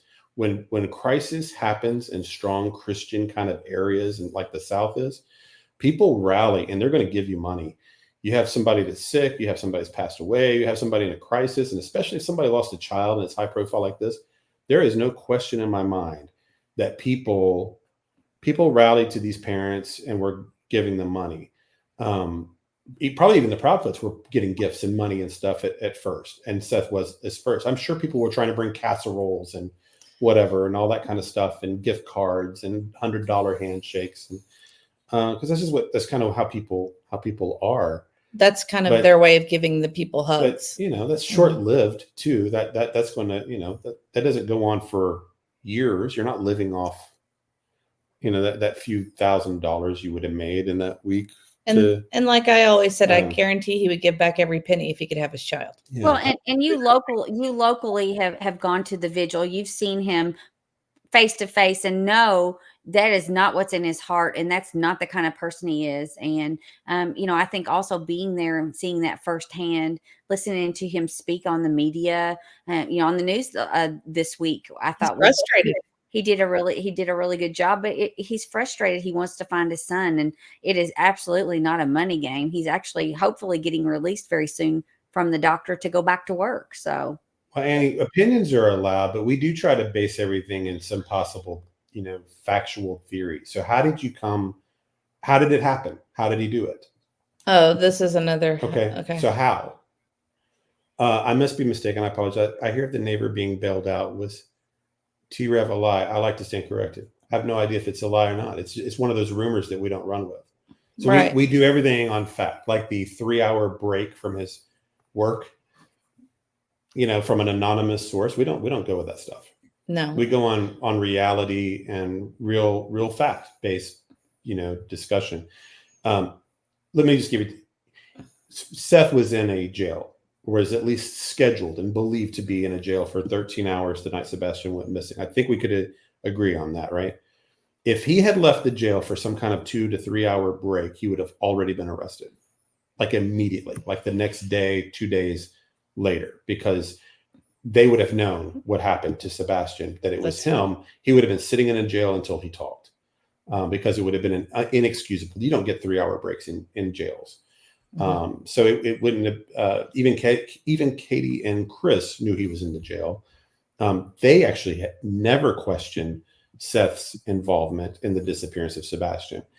This didn't all happen until months later, when whatever has happened out there has started to happen. Seems kind of orchestrated. Opinionated. This is funny that you say that. That helps because I keep getting frustrated when Nik gets stuff wrong, but I guess it doesn't matter if he's talking to the perpetrator. And I think I mean, I don't want to give away all of his secrets, but I do think that is by design as well. I would think strategy. If you remember, we were talking about this a couple of shows back. That's sweet. Where, thank you. I hope so. I mean, we're trying to be, you know, keep it realistic, and the whole notion of for the girls and the money, it just doesn't make mystic. Sense. That's nice too. Listen and breathe that. That's sweet. Some of us choose not to deal with the drama and nonsense. This is a wonderful channel. We use wisdom and deductive reasoning here. Yeah, and I think the other part that Mrs. E was just pointing out was like the Seth, the insult kind of stuff. Yeah, we just prefer not to do to do that either. If we're going to use names, let's call them by their real names. But we welcome you in. We just expect respect. But if you can come up with a fact-based theory that places Ellie. Seth there That's some sweet. way, but we've worked through this. I mean, we've been doing this for a while, and I can't come up with any possible scenario where Seth can be there. And so I want to let's say just hi do to this. Hey Jude, because Hey Jude hardly ever gets to catch us live anymore. Hi, Hey Jude. Hey, And Jude, I it's like your been a comment. while. So Seth leaves the jail in the middle of the night. He's in Nashville. There's cameras everywhere. He's got to clock out with his card. For some reason, even though he's getting Sebastian in like just a few weeks, he decides that Sunday night in the middle of the night is the night he's got to go. He gets in his car. He drives up I-65, traffic cameras, news station weather cams, traffic, everywhere, all the way up, even license plate readers when he gets up to Hendersonville on Vietnam veterans. Somehow he gets into the Proudfoot neighborhood, pulls up somewhere, gets out of his car, and even with no way to even communicate with Sebastian, hadn't seen him in weeks. Somehow either got into the house not knowing the code, knowing that by chance that Katie wouldn't have the cameras going that night, or that the dogs wouldn't bark, either entered the house or got Sebastian to leave without his shoes, without his phone, and then drove him where, for what purpose, and for how long, and then snuck back into the jail hours later thinking he would somehow get away with that. It defies all possible logic. So that's unless we can explain stuff like that, Seth's off the table. And I don't know if you saw Bullhorn Betty.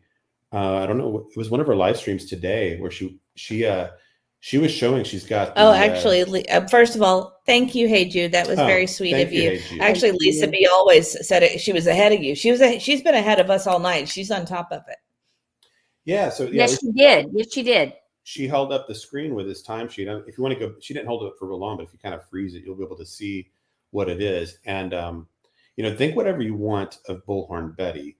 We're skeptical of everyone. This whole world is new to us as of the last few months. So we met her, but we've been very cautious. And there are things that she has told us, both publicly and privately. And a few times we were kind of like, I don't know. We don't know. We don't know this lady. Yeah. But so far, she has been honest with us. Everything she's told us was true. So far has been true. And so to me, that does matter a lot, even if you don't like her style and, the loud, the aggressive, provocative style and all that she does. I totally understand. But she's been honest with us. And so that carries a lot to me in terms of covering this story. So if I talked to her, I got enough of a sense about Bullhorn Betty. She's not the kind of person that wants to get caught with bad facts. She doesn't want to. I don't know if that's a compliment, Auntie. You know what I'm saying? She doesn't want to get, she doesn't want to get it wrong. If she's not going to back, she does not seem like the kind of person to me that backs Seth unless she feels fairly confident that she's not going to get burned later. Right. Does that make sense? So it doesn't surprise me that she had him provide that time card to her so that she could feel confident to go all in with Seth. Just talking to her, that's the type of way she operates. She's more cautious than she might seem. Is that fair? How I'm describing? I think that's fair. And like we said, we don't talk about anybody on this channel unless it's in a favorable way. Just, what am I trying to say? Forget it. It's not important. Well, I think this is a good point. When she did show that today, I watched it, and she showed that Seth did not even get a break in that shift that he had worked that night. He didn't even get a regular break. I would like to see the sheet fully before I can run with that. But if you've watched us for a while, we've already kind of gone through the deductive reasoning of how difficult that would have been for him. 2 and 3 hour breaks at a jail makes no sense anyway. And no. I would guess that even if they get a break, which I'm going to guess most of their breaks are actually just sitting at their desk, kind of like, yeah, I'm going to have my sandwich now on my break, but I'm really kind of, I'm sure they're kind of understaffed, and they're not getting 2 and 3. Everybody in hour town's understaffed. breaks, you know. Everybody, you know. It's just not. It doesn't have a ring of truth to it. The notion that you could leave a jail for 3 hours and it not be a Look problem. at this sweet thing. Thank you, Dreaming of Blue Skies. Love this channel. It's a place where we can come together, share our thoughts and opinions in a kind, respectful, drama-free zone. So grateful for you all and the crime dogs. We appreciate you very much too. And Don said he meant that we were very calming. Oh, you just never know. You never know. But thank you, Don. I missed the Xanax comment. What was the Xanax comment? The natural Xanax. Oh, we are? Yeah. That's okay. I mean, that's great. You know, there's a reason I married him. He kind of he evens me out. Let me just put it that way. And thank you, Dreaming. Mr. E, will you let me do my thing? Yeah. That's so sweet. Thank you so much. I mean, you guys, like I said, it's weird. You guys have just you've really captured our hearts, and we appreciate you all so much. And it's not, you know, like we've said before, you know, it's absolutely not expected. It feels like a little tip or something like a, hey, you're attaboy, you're doing a good job. So we appreciate it so much. Oh, sorry, there is a crime dog on my lap that's pulling my headphones off. Do you want to say hi? Do you want to Someone look? wanted to see the crime dogs earlier. Actually. Well, here's one of them. This is Bailey. This is the Bailey. brother of Auntie's dog that was in the background. Yes, of Mine. Charlie. Oh, whoops, sorry. Well, he's been barking today, so he's got his vibrating collar on that reminds him not to bark. And I guess I was a little too loud. Yeah, Charlie's sleeping. She's not attached to her brother at all. So do you want me to pull up the Twitter stuff? Yeah. Or let's see do you want to start with the screenshots from Betty's stream? Oh, let's start with their stuff. Okay. Just in case we don't get I'm going to have to get this crime dog off my lap because I can't work. So yeah, let's Sorry, either buddy. Nick's or his lawyer. It doesn't matter really. Here, you're going to have to go to the chair. Okay. And just to answer this question real quick, as far as I can. Thank you. Well, Jenny. thank you.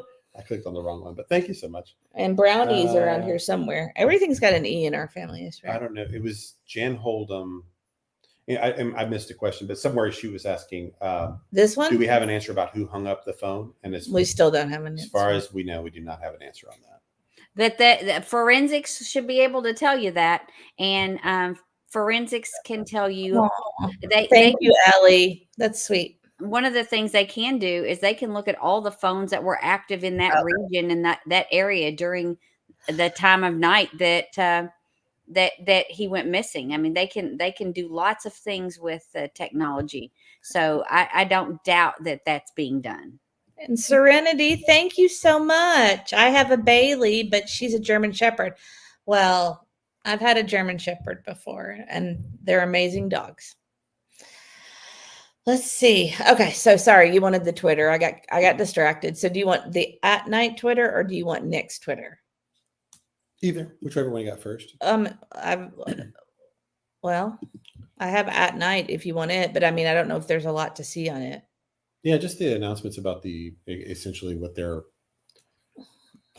You tell me what you want, because I guess the statements about them being gagged, shut down, threatened, all that kind of stuff. Any of those, just to kind of.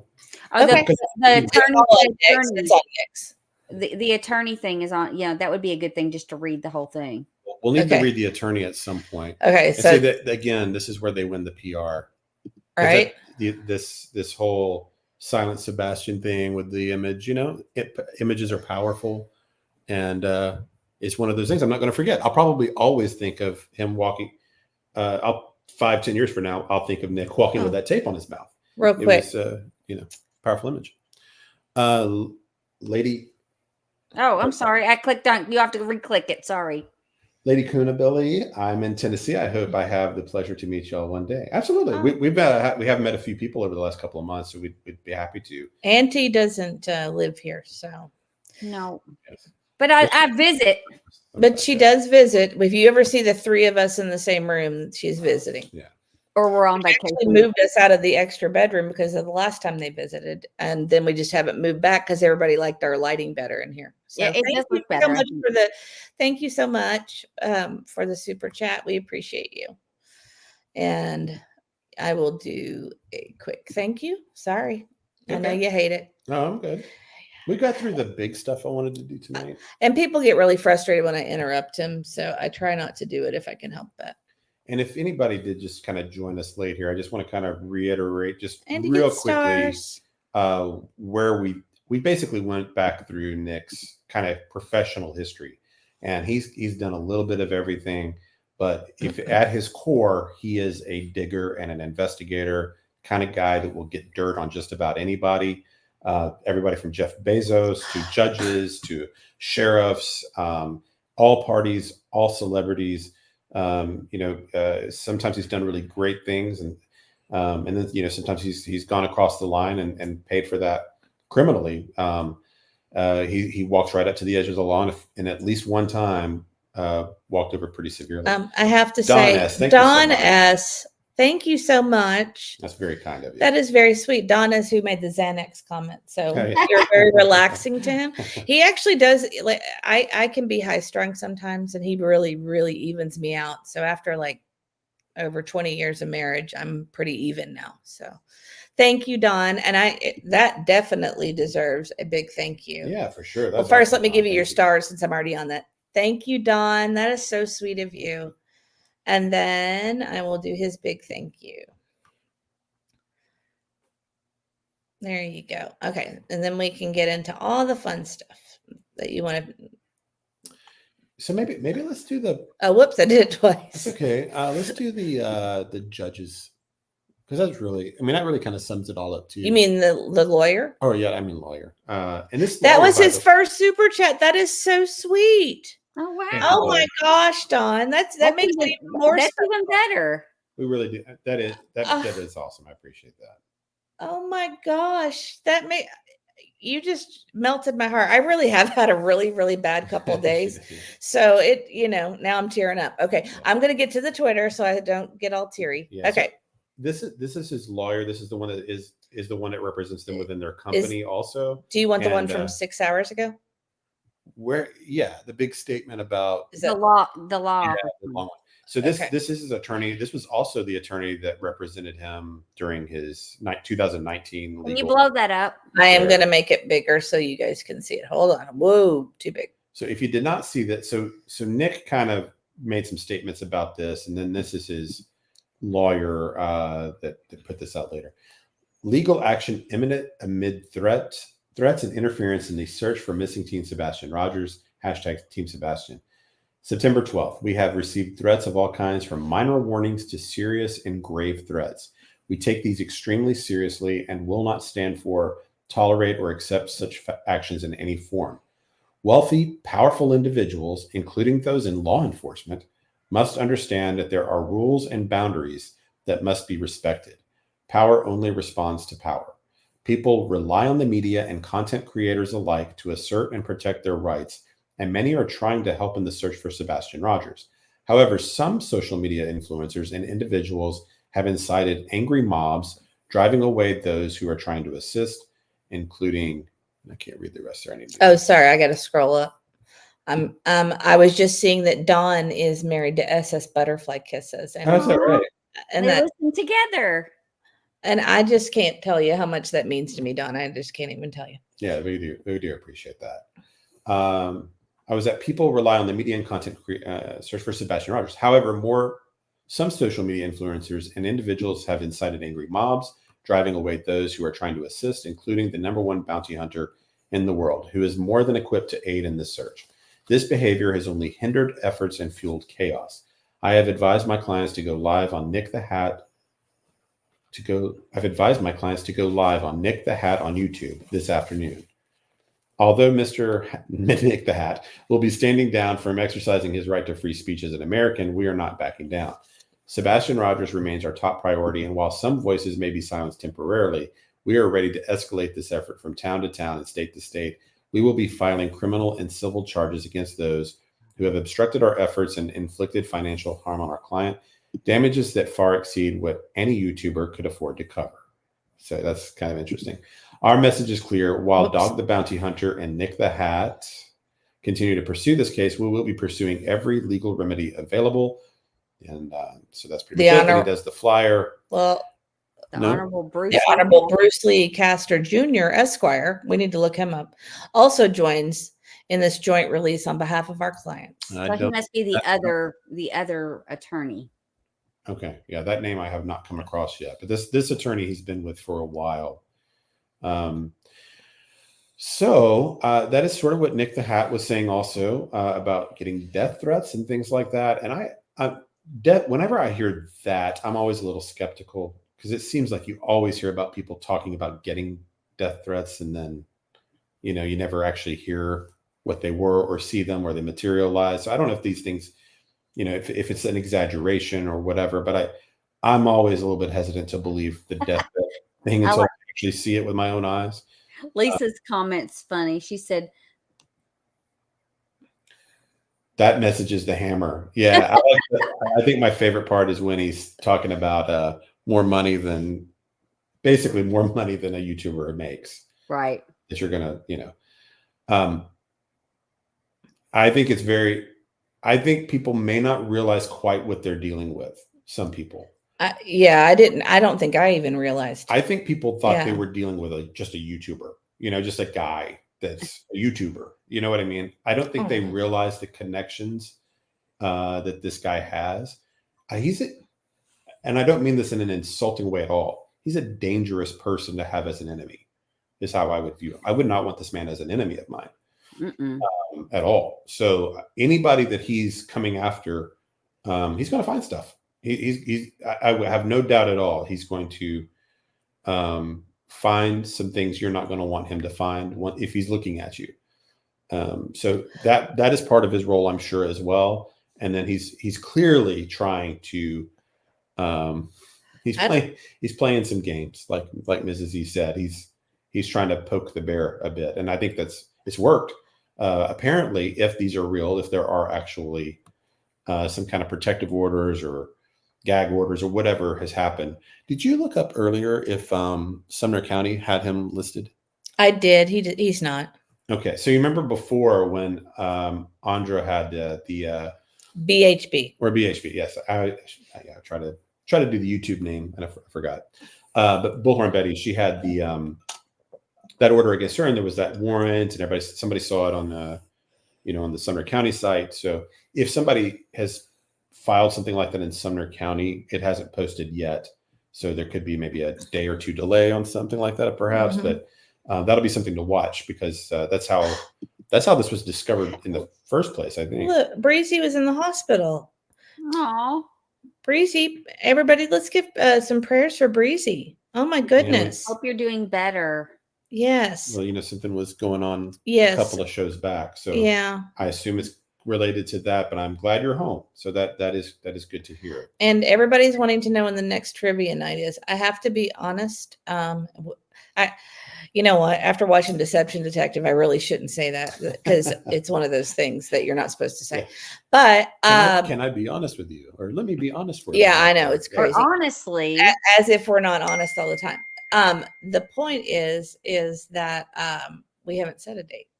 We have. It'll be toward the end of the month, though. We're going to be out of town this weekend, checking out some colleges and stuff, and but we will do it soon. And I don't know, Auntie, if you're going to be a member now, do you want me to do the questions again, or did you want to do them this time? Because you wanted to do like 90s. I forgot, and 80s and 90s, like trivia, crime movie trivia. Yeah. Oh, we've got another Tennessee Nurse. Oh my gosh. Tennessee Nurse says, we've watched Seth go through the stages of grief, textbook stages. 100%. Unfortunately, he has unfolded publicly. One of the many problems in the U.S. is our lack of education in mental health. Love, a former psych nurse. You are so sweet. Thank you so much. And you guys are going to make me cry tonight. She's super smart. Mrs. Z has said, I don't know if she said it on the show, but that's what she I've said. I've said it before. Yeah. Like you're watching it in real time. We're watching the stages of grief in real time. It's obvious that he's, and it's been hard to watch. It has been. And well, anyway, thank you, Tennessee Nurse. That's so sweet. I appreciate you. And we've got, that's still Dawn. And then Lady Tit for Tat. What are you doing? She's so sweet. Thank you Oh, so I'm much. having to scroll up because I'm so behind. Even when we do slow stuff, I'm behind on chat. I don't know if I realized Tennessee nurse was a psychiatric nurse. I didn't That's either, interesting. but that's amazing. And let's see. Thank you guys so much. I'm going to do your thank you together so that I don't distract him. Part of the reason, he's not good at getting distracted is because he does have really profound, I guess, things to not profound. It's profound to me, things to say. And then when I interrupt you lose track. But right now it's okay. Yeah. Thank you guys so much. And for those of you that got gifted a membership, please thank Lady Tip for a Tat and welcome to the Crime Dogs. We appreciate you. I just saw Nana was in here, and I think it was last night, Nana. I caught you driving. I was coming home late. You were listening to Nana? Yeah. Nana's in here somewhere. Oh, okay. Hi, Nana. And she joins on sometimes with allegedly with. She's so sweet. And thank you, Nana. We love you back. You were on fire last night. You were really talking some truth. So I was like, oh, that's some good stuff. Detroit Rock City's here. Hi. I can never stay up late enough to listen to them because I'm on Eastern time and you guys are on Central time. It's just late for me. Yeah, I had to be up super late last night, so I caught like the midnight kind of hour or whatever, and Nana was doing great. Yeah, it was one of those you could have clipped out a little spiel of hers and would have been pretty good. All right, Nana. Anyway, just a thought I had, but good to see you. Hey, Annie, that's what it's all about. We just ask that Annie says, thank you for not muting me for having a different opinion or questions. That's what it's all about. And as long as you're respectful to the people in chat and you don't talk badly about other creators, we're good. We don't mind differing opinions at all. We just try to stay away from the rumors, and sometimes that gets mars down the chat some, and so we try to stay away from rumors and things we can't substantiate. Exactly. Yeah, I felt like I might have been a little harsh on you anyway, so I apologize if I was. Did you think I felt a little bit about it just because, but the Seth thing, it's just that I guess I've what for me at this point with Seth, because he's so clearly innocent, it's hard to watch him just get dogpiled and dragged through the mud the way he has been with one fake rumor after another. It's just difficult to watch when it just couldn't in my mind, he'd have to be Houdini, Kaiser Sose level genius, something to pull this off. Well, and there's the motive doesn't make sense. And I will say though, so it's hard to watch him get beat up. I will say this is something that I actually messaged someone today, is that if there ever became legitimate evidence against anybody, we're trying to, our search is for the truth. Yeah. That's it. If it turns out that we're team Sebastian. Exactly. Yeah. So we want the truth. And if we can't verify something, we don't talk about it. And most of these things that we hear cannot be verified. It's, part of the rumor mill. And unless that we can see something that is legitimate to prove it, or there's charges brought or whatever, we try not to talk about it. We try to keep it out of our, even what do you if call it? Supports our arguments. Yeah, we have things that support our arguments for sure. Our leading theory is that it's an inside job. But like the pressure washer story, we never ran with that. It was an anonymous source. It would paint one of the parents in a worse light. Right. It wasn't something we could verify. Didn't seem credible, but it would have supported our position that it was an inside job. But we didn't run with that because it's just. And I think I'm glad we didn't. That seems like it's probably a fake or massively exaggerated story of some kind. I suspect.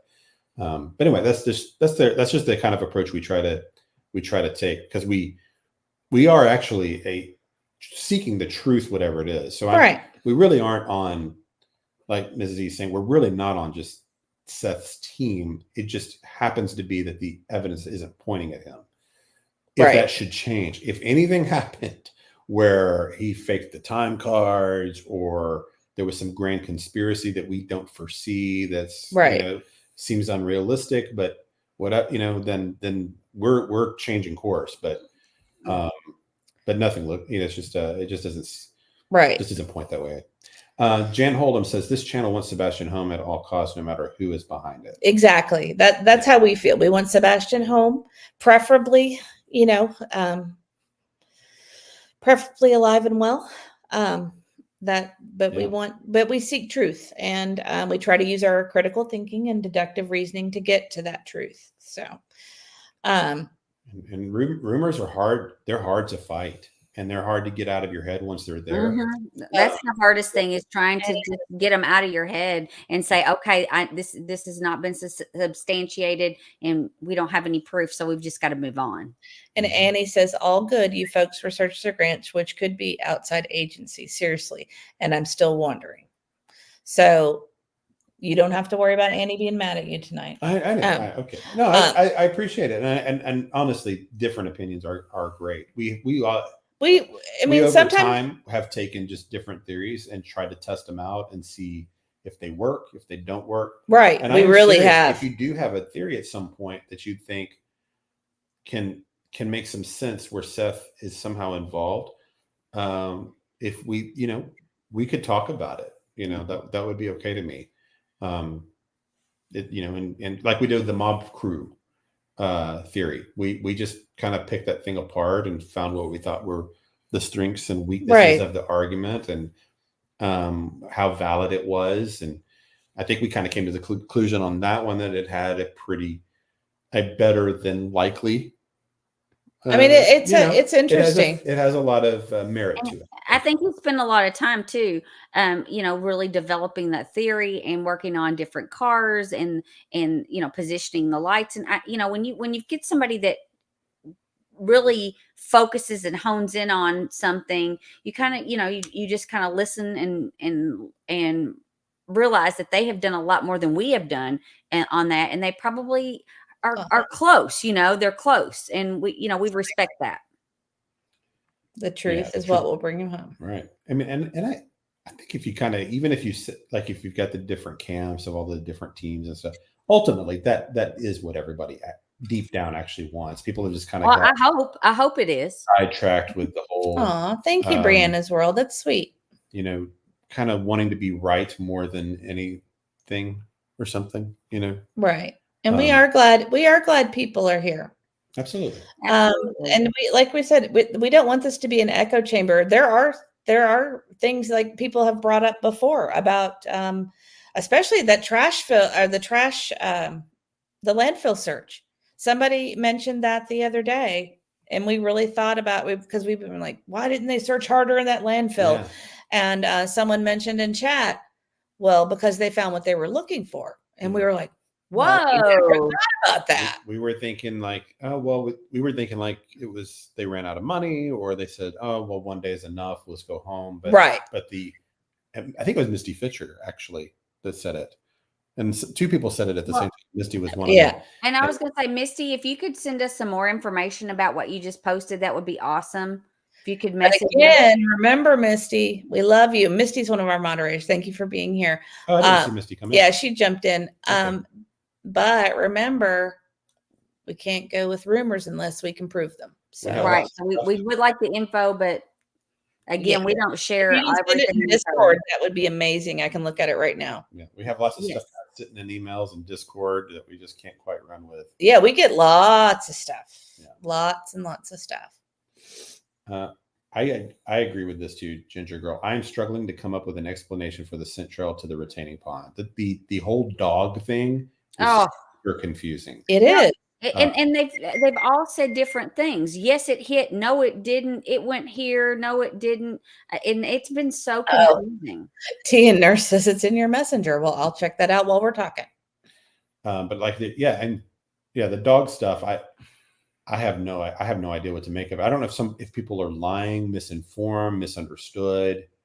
I read an article on these scent dogs once, and there's like they make these distinctions between following a trail and a scent, and they can cross paths with other dogs or people, get confused.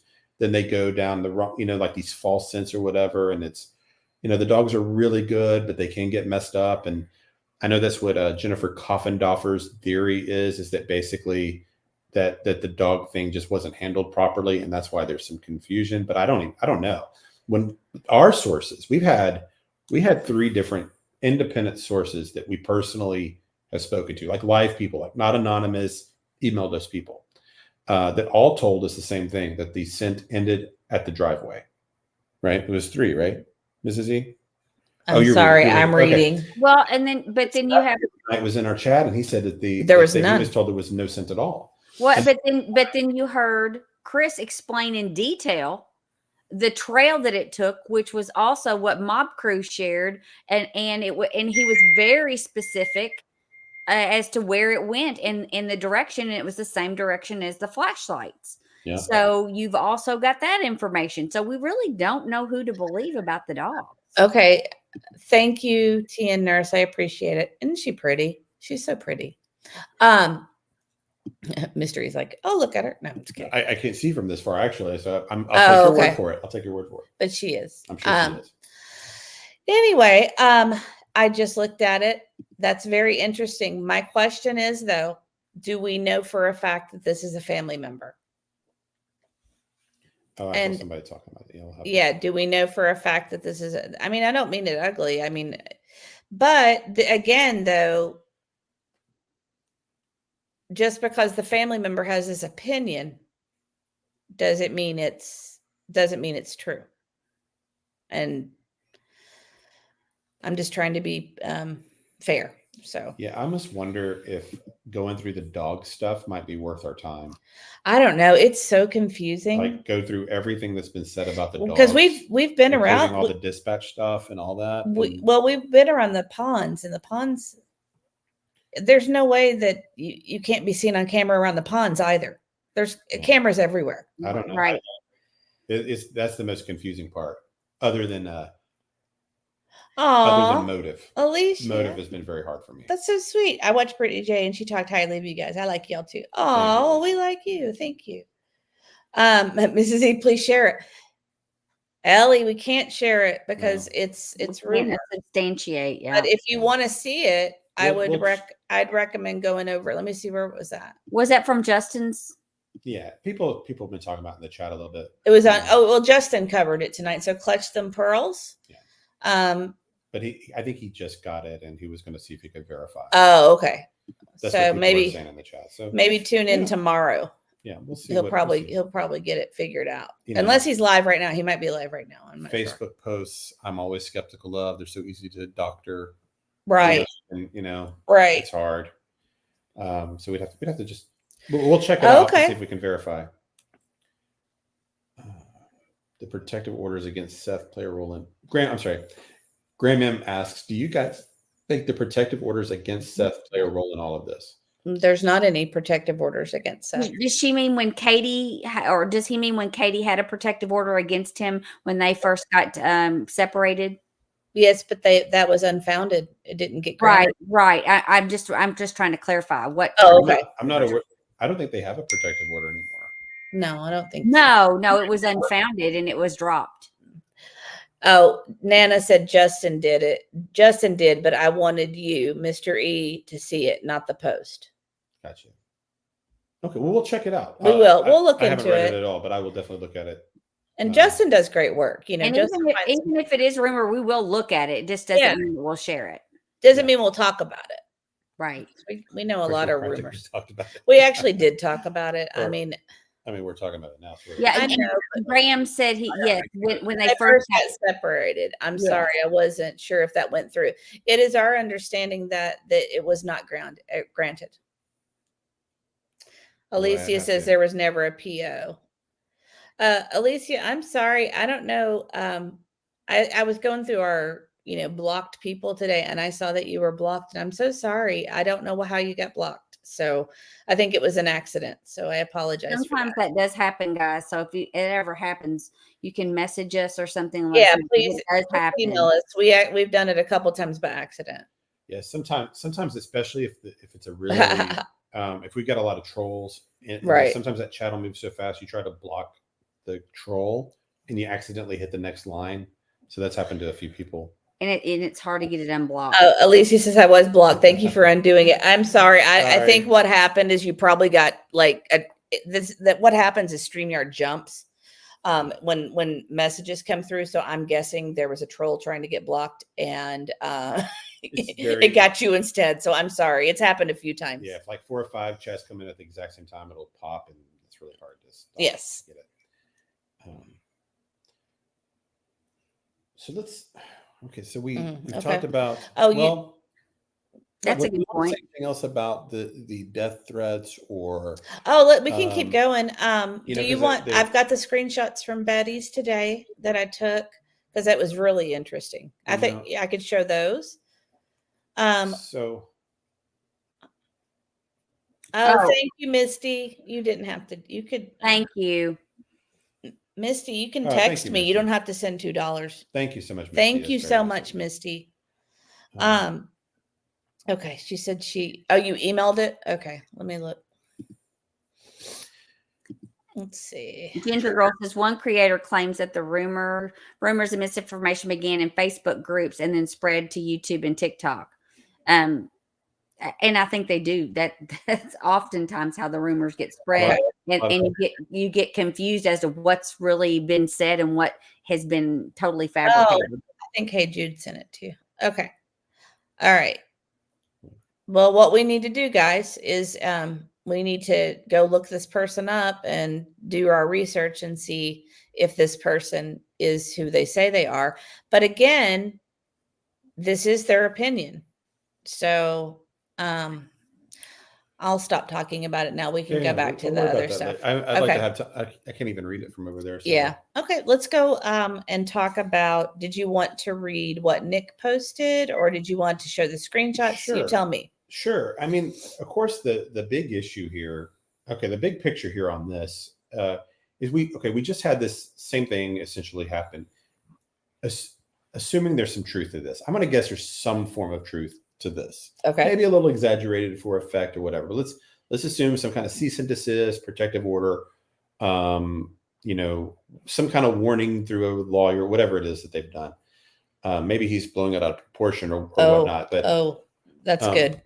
If this is a situation where, because when you had the Bullhorn Betty thing happen, I think you need to read this. You might could justify their actions by going, well, look, she did go to their neighborhood and show their house, and she got out of the car and had that moment with Terry Bowersocks, and maybe you could kind of create, you could kind of make an argument that maybe. That had nothing to do with trying to cover up the truth of Sebastian or whatever. But that's kind of going out the window, and that it would be a one-off, that this was not going to go expand to other creators and other outlets or whatever. But like we were saying a while back, that if they felt like they were having any success with Bullhorn Betty, we didn't really think it was going to stop there. This is what we've been saying all along, that everyone that's a creator of any kind should be rooting for Bullhorn Betty to not be silenced, because they'll come even if you next, right. Or the next suspect, if you're a true crime person, will try to silence you if you point the finger their direction and question, And so now this guy has never, as far as I know, has never been in the state, and I don't even know if he can travel outside of Pennsylvania at all. And he's just posted videos. We're not talking about any kind of.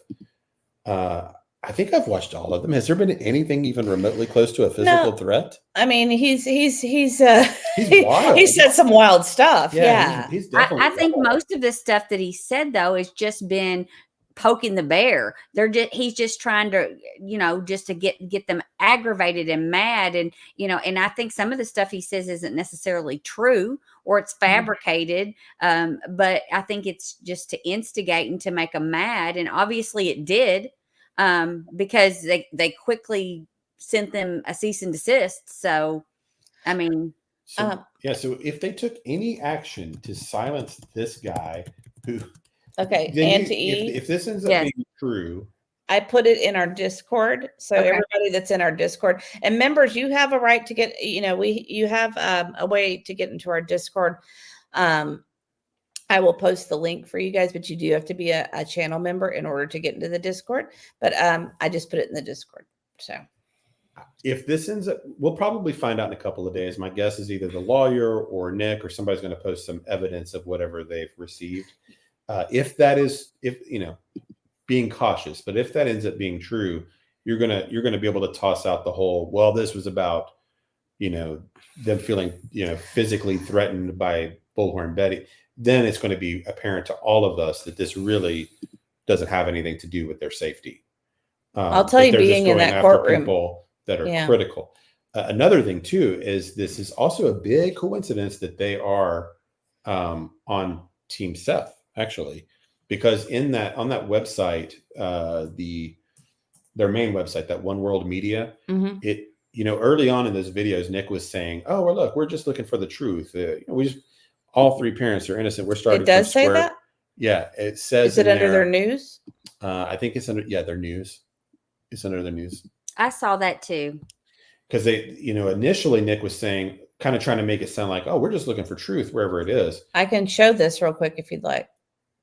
I've got it. Yeah, there's a paragraph that'll. Okay.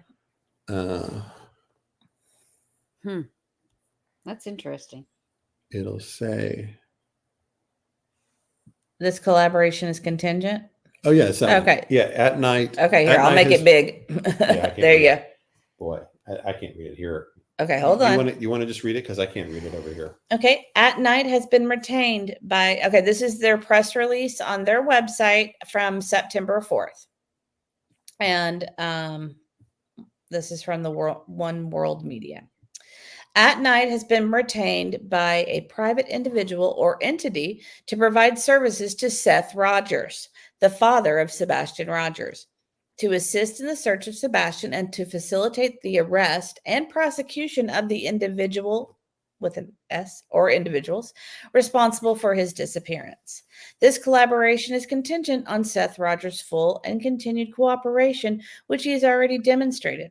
At Night will act independently from law enforcement, applying its own rigorous protocols and treating all persons of interest with equal scrutiny. Information will be shared with federal law enforcement officials in real time, ensuring a cohesive and transparent flow of actionable intelligence throughout the investigation. Yeah, and see, this is where that is not how Nick was presenting it at first. He was presenting it more like, hey, we're just coming in looking for truth, but they are working. Whoever's backed them has sent them to be in the service of Seth. So clearly, whoever this benefactor is believes Seth to be innocent, and they want him working with him. So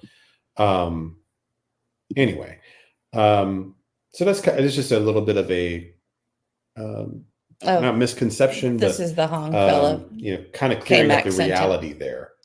K-Mac sent us some stuff about the Hong fellow. Thank you, K-Mac. You need to be going to bed, though. You've got school tomorrow. Oh, I didn't have the middle. Okay, good. Yeah, I couldn't find him. Thank you. Yes, we had trouble. SS Butterfly Kisses says, I accidentally deleted my membership perks. I'm so sad. How do I fix this? Accidentally deleted my membership perks. Do you mean like being in Discord? I don't know.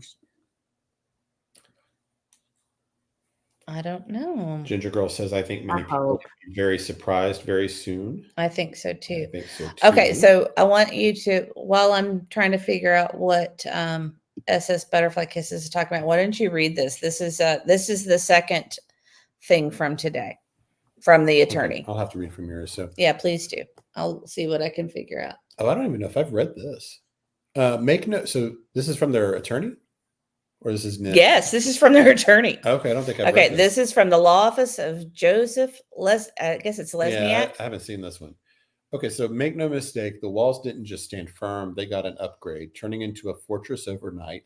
The dog isn't just hunting. He's got the scent. And now that they've come for one of his own, the hunt isn't just on, it's turbocharged. We'll be unveiling our arsenal of resources we intend to bring in, from legal manpower to elite contractors, in an effort to combine webcam warriors and the individual fueling their hateful rhetoric. These resources will be detailed on television in the coming days, with additional lawyers joining the team. Simply put, we are ready and able to tackle the webcam warriors and their ringleader with more than just words. Our message is clear. While Dog the Bounty Hunter and Nik the Hat continue to pursue this case, we will be pursuing every legal remedy available. So I'll tell you what I do like about a statement like this. It's either going to happen or it's not.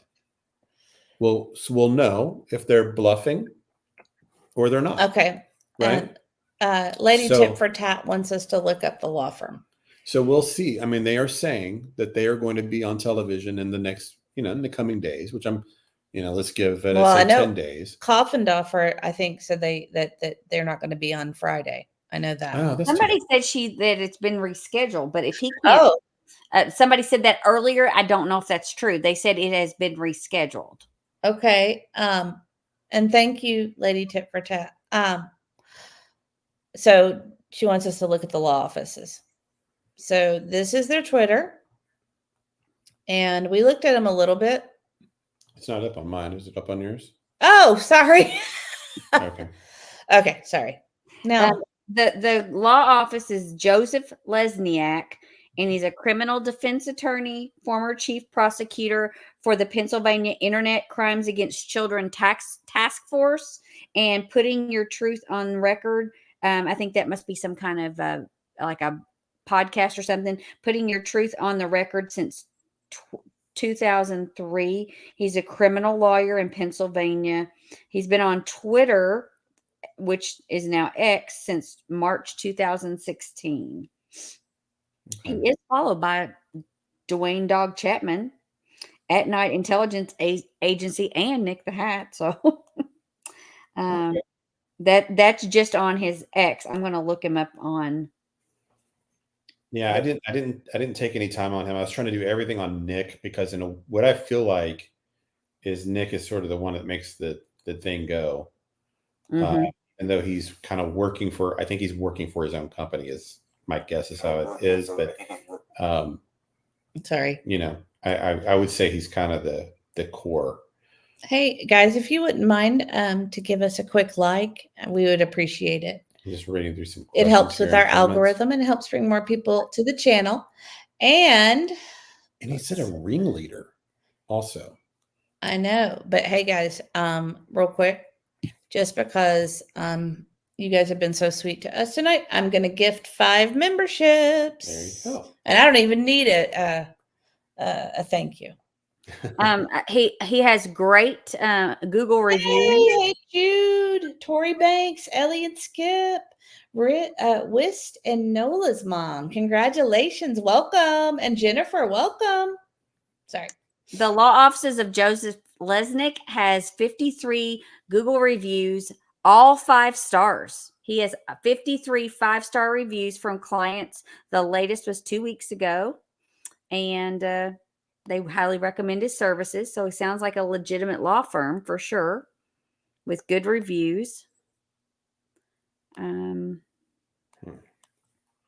He is a media criminal defense attorney. That's what he calls himself. I can go to their page. Interesting. Mm-hmm. Where are they based? Oh, Philadelphia. Philadelphia. Yeah. Someone was asking where they were based earlier too. We will fight to protect your rights and preserve your freedom after a criminal charge.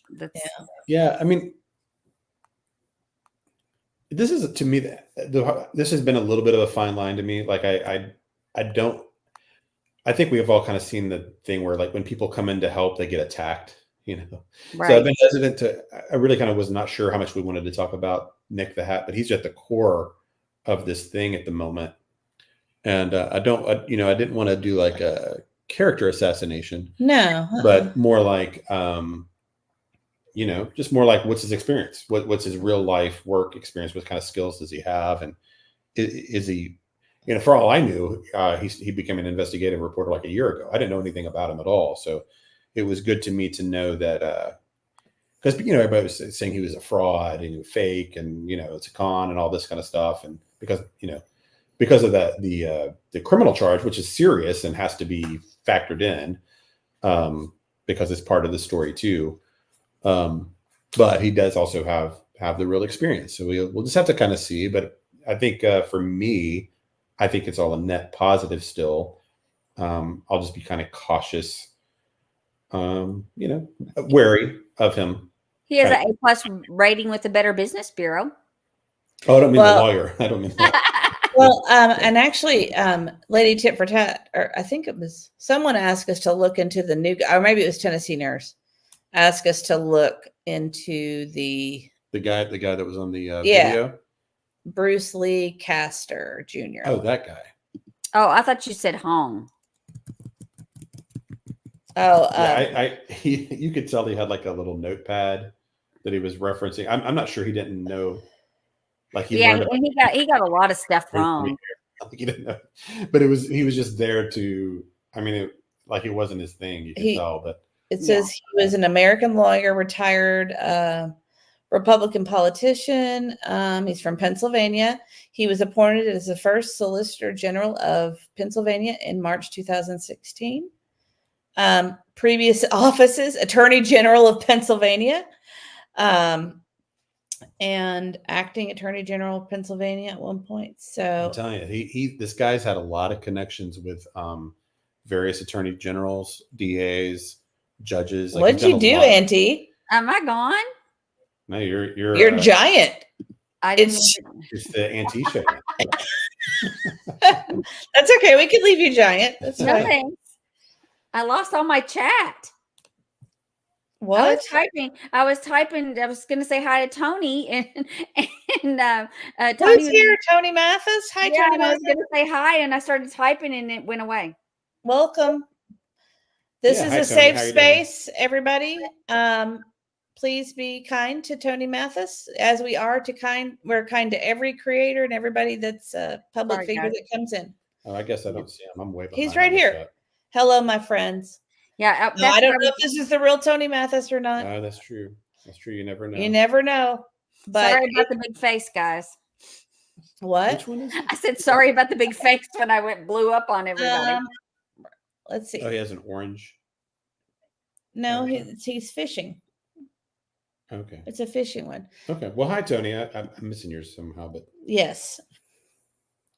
Welcome. And everybody, if anybody's not nice. And Missy said, could you verify? Yeah, Tony, we have to have facts here. This is a fact channel. Or something like that. Yeah. Have a password so we know who people are. What color shirt did I have on at the vigil? Just kidding. I don't even remember. Oh, well, I guess it would be obvious, wouldn't it? Well, because we you were can all watch the video. Everybody was in green, right? I wasn't in all green. Yeah. I'm not in the video. I was taking the video. So what else? Yeah. And remarkably did not end up on television. Tony said, do you want a picture of his bald head?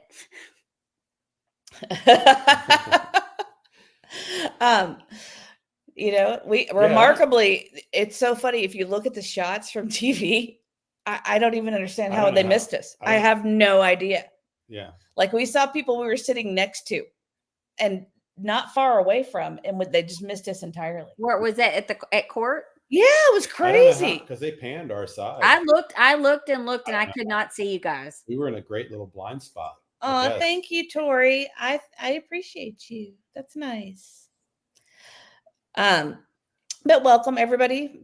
Be kind. We appreciate having everybody here. There was one more thing. I know. Are we going to be going in a little while? You think? I don't know. I mean, I've got the kids all in bed. I had one more observation I wanted to make that just kind of from all of the stuff that I'd heard today, and maybe there were things I missed if y'all want to talk about it. But on Bullhorn Betty's stream, she mentioned Rico laws, and this is something that I've been having in the back of my mind for a couple of weeks, and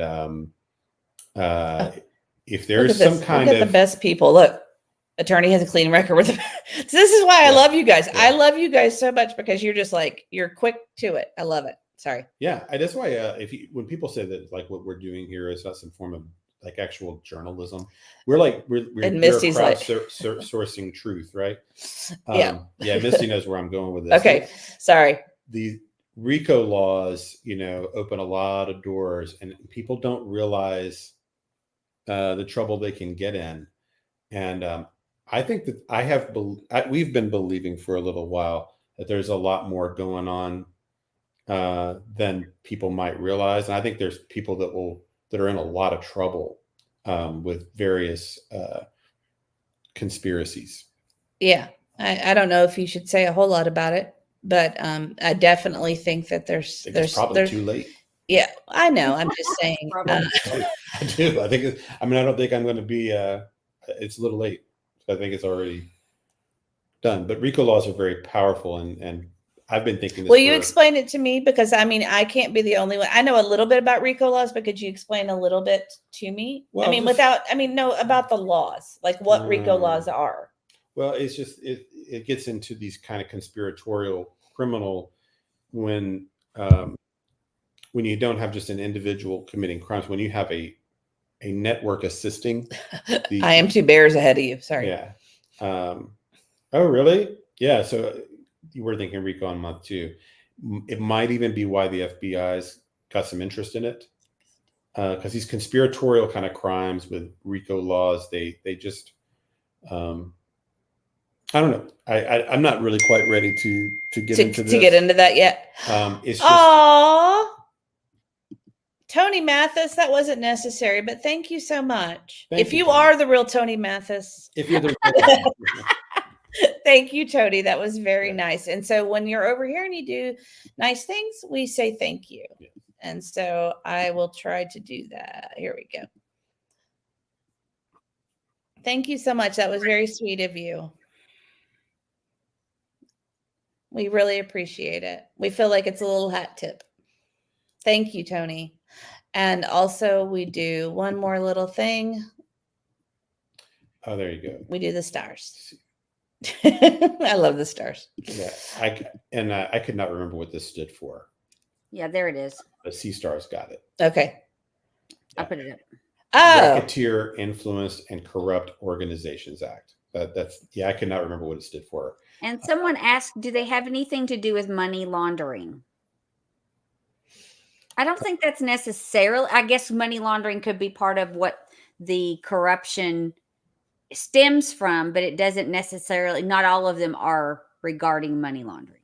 Yeah, I almost don't want to talk too much about it. Then why did you mention it? I think it would be a great thing for everyone to research on their own. Yeah, Warren Betty mentioned it, and I have been thinking this. Tori says a huge umbrella of crimes. Yeah, I understand what it is. I just, I don't want to give too much info out. We always get a little torn on some of this. There's some things we think have happened or are happening. We're not 100% sure, obviously. Just things we see and some gut instinct, I think, and some gut feelings about it. Yeah, right. And so I just I think, and I don't want to give people heads up on things.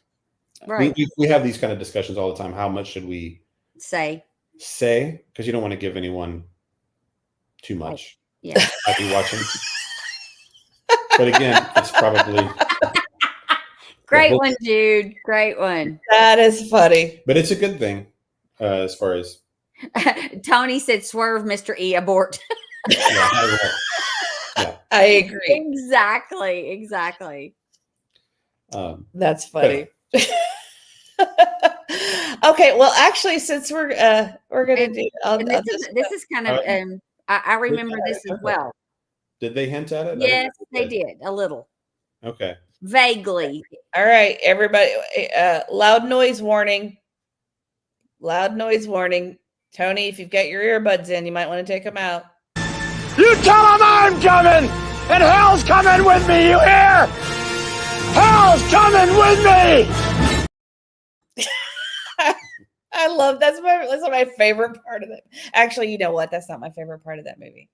My favorite. That's some good parts. That's a great part. I mean, the whole thing's wonderful. But I love Val Kilmer as Doc Holliday. So yeah.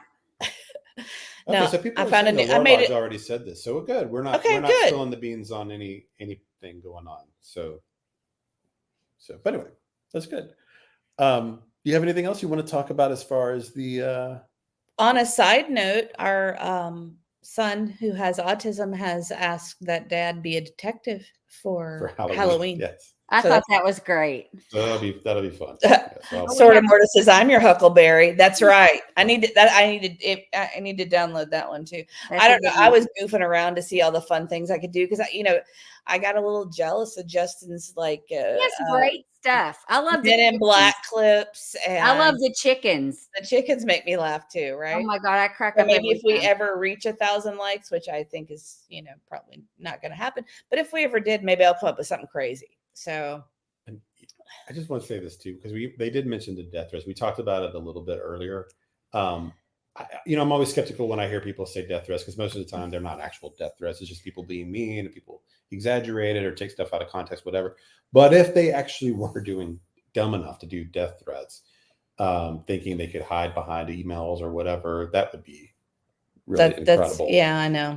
That would be incredible because I think they might have underestimated their enemy. Yeah. Well, like I said, if our takeaway at this point is, I think he's a net positive. I think the At Night organization is real. It appears that there is real money behind them. Real attorneys.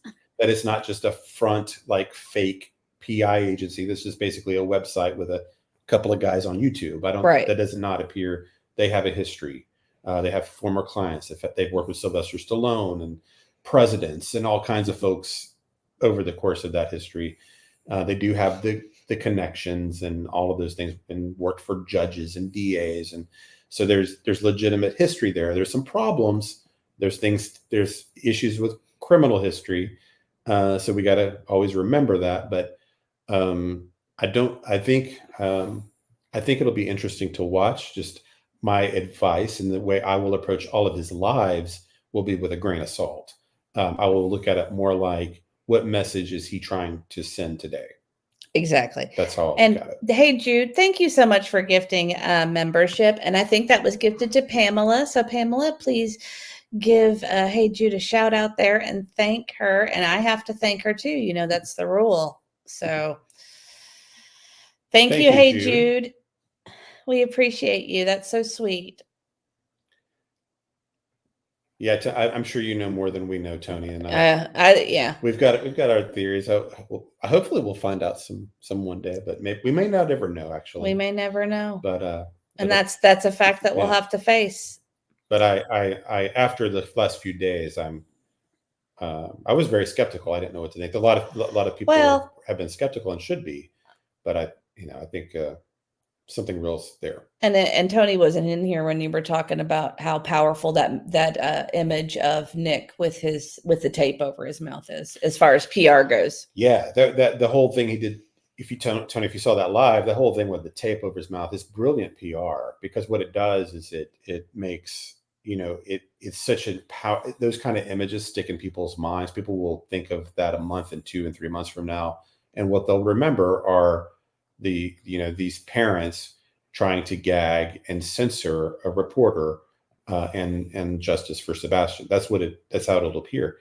Whatever the reality actually is almost doesn't matter. That the PR and reality almost are not the same thing. Tony says powerful statement. Yeah. And they've been losing the PR war. I don't know if they realize how bad they are at it. What movie is that, Mr. E? Please. Do you mean the? That was from Tombstone. Yeah. Probably one of my all-time favorite movies. Ginger Girl goes, "Do you have the Batman versus Joker clip?" I mean, I can get it if you all want to watch it. Which one? Batman versus Joker. Wait. Oh, okay. I thought you meant the one that was on someone's Facebook the other day. Oh, yeah. Is that the one you mean? Ginger Girl, is that the one you mean? I think it was Ginger Girl. Well, there's a good example of losing the PR war. Right? Like how yeah, that's what you want to be associated with, as a comic book serial killer.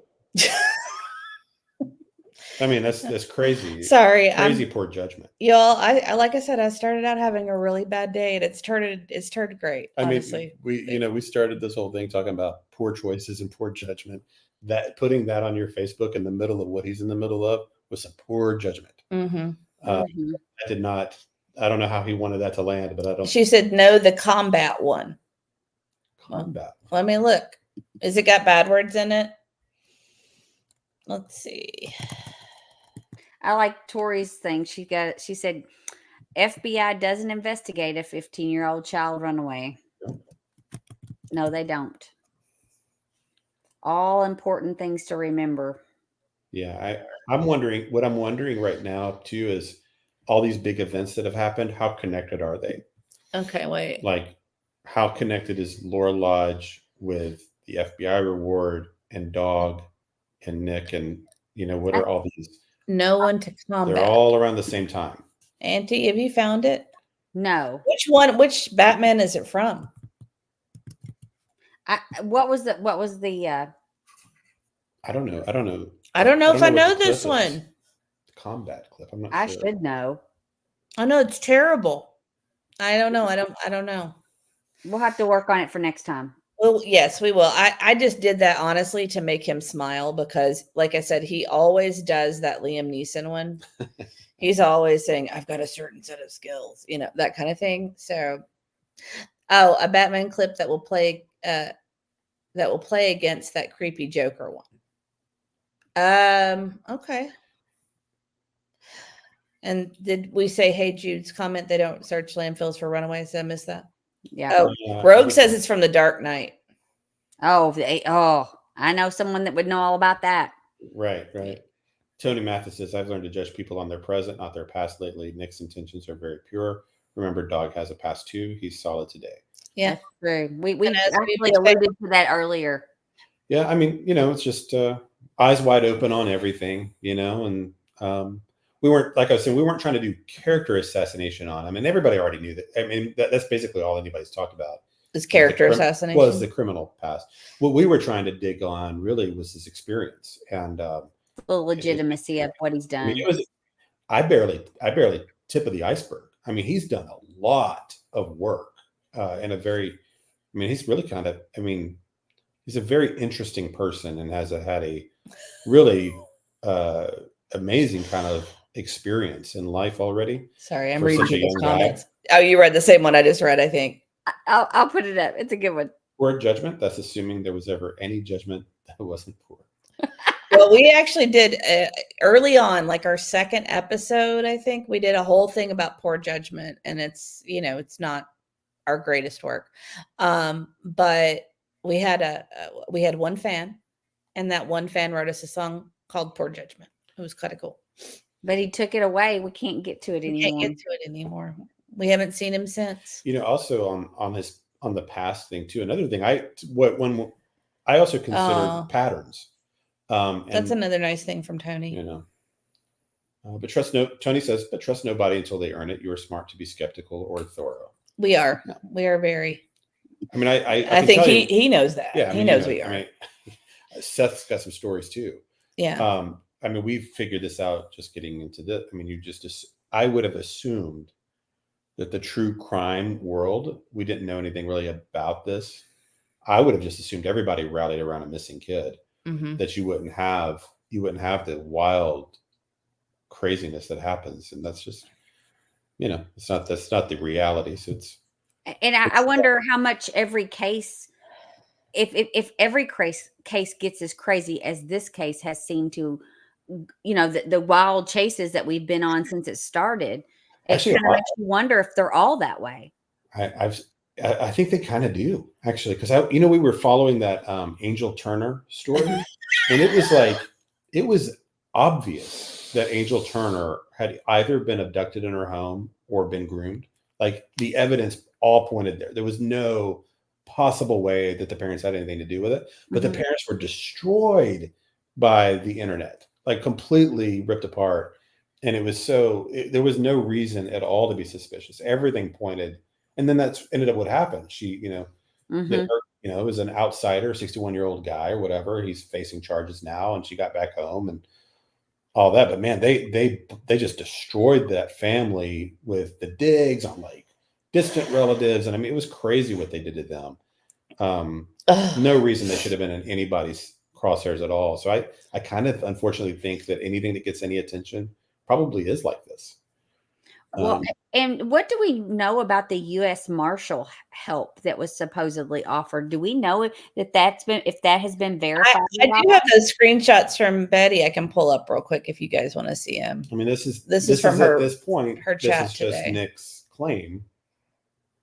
And but I mean, if that is true, that is very strange. Tony said yes. Let's see. We're gonna have to treat him like we do everybody else. With Nick, we just can't verify that. We can't factor it in until we see evidence. Until we see it, That's the only way we can be fair. Because let me find these though. This is kind of interesting though. If I can get them to. But there may come a point where we see some emails or messaging, or another person comes forward and verifies that happened. Turning down, turning them down would be something else. Yeah, I mean that thought of that even being a possibility is unreal to me. I don't know. I don't even know how you would justify that. Okay, so what kind of excuse you could make? If that were the case. I'm not sure what order to go in here. So Nick came in Betty's chat today, and I took some screenshots of it. So here's one. And I'll try to zoom in so you guys can see. But basically, Nick says they also turned down help from U.S. Marshals. Yeah, so, this was this afternoon. He posted a few times on her live. Yeah, he did.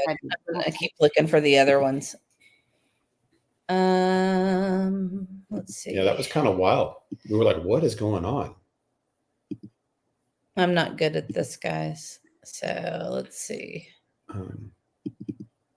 He's talked about the death threats a few times. I just wonder. They have said we won't find him. That was another one. Oh, we do want to mention there's a search. I put it up earlier. I believe Terry Lynn's having. Yeah, I sent you that one screenshot with the first statement that he made. Do you have that one? I'm trying. It's hard to pull them up individually. If I'd put them in like a slideshow or something, it would have been easier. It's just bear with me. I had told someone I would mention it again tonight. We've mentioned it a few times, but that search with Terry Lynn, she's doing one on the 14th. I don't remember the details, but I'm sure you all know who Terry Lynn is. She does a lot of searching and streaming her searches and that kind of thing. And I think she's trying to organize a big one this Saturday, the 14th. I'm sure if you go to her channel, you can find all those details. But yeah, I'll try to remember. We have mentioned it too. We actually, unfortunately, are going to be out of town, but I will try and post that tomorrow. Doing our college visits this weekend. Yeah. Okay. I don't know which one this one is, so I'm just going to share them one at a time. Did I already show that one? No, I haven't. This is interesting. There's one right before that. I'm trying. Proudfoot's muzzled me legally too. That was interesting. So he must have been responding to someone. Yeah. I think he was just kind of responding to happened. He was responding to Betty. Oh, I see. Are you talking about the they won't find him, that one? No. So what happened when he very first started talking, he said, so what happened is. Okay. I'm trying to find it. Sorry. I had sent it to you. I had it too. I sent it right back to you. Yeah. Hold on. I'm just still trying to find That's an interesting thought there, nurse. So Tennessee nurse says you can't turn down help from U.S. Marshals unless they attempt it as part of their plan to see what reaction they'd receive.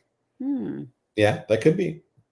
Like we've talked about before, the police and all these people, they can play games and lie to you and things to set you up and test you. And they don't have this code of ethics they have to follow.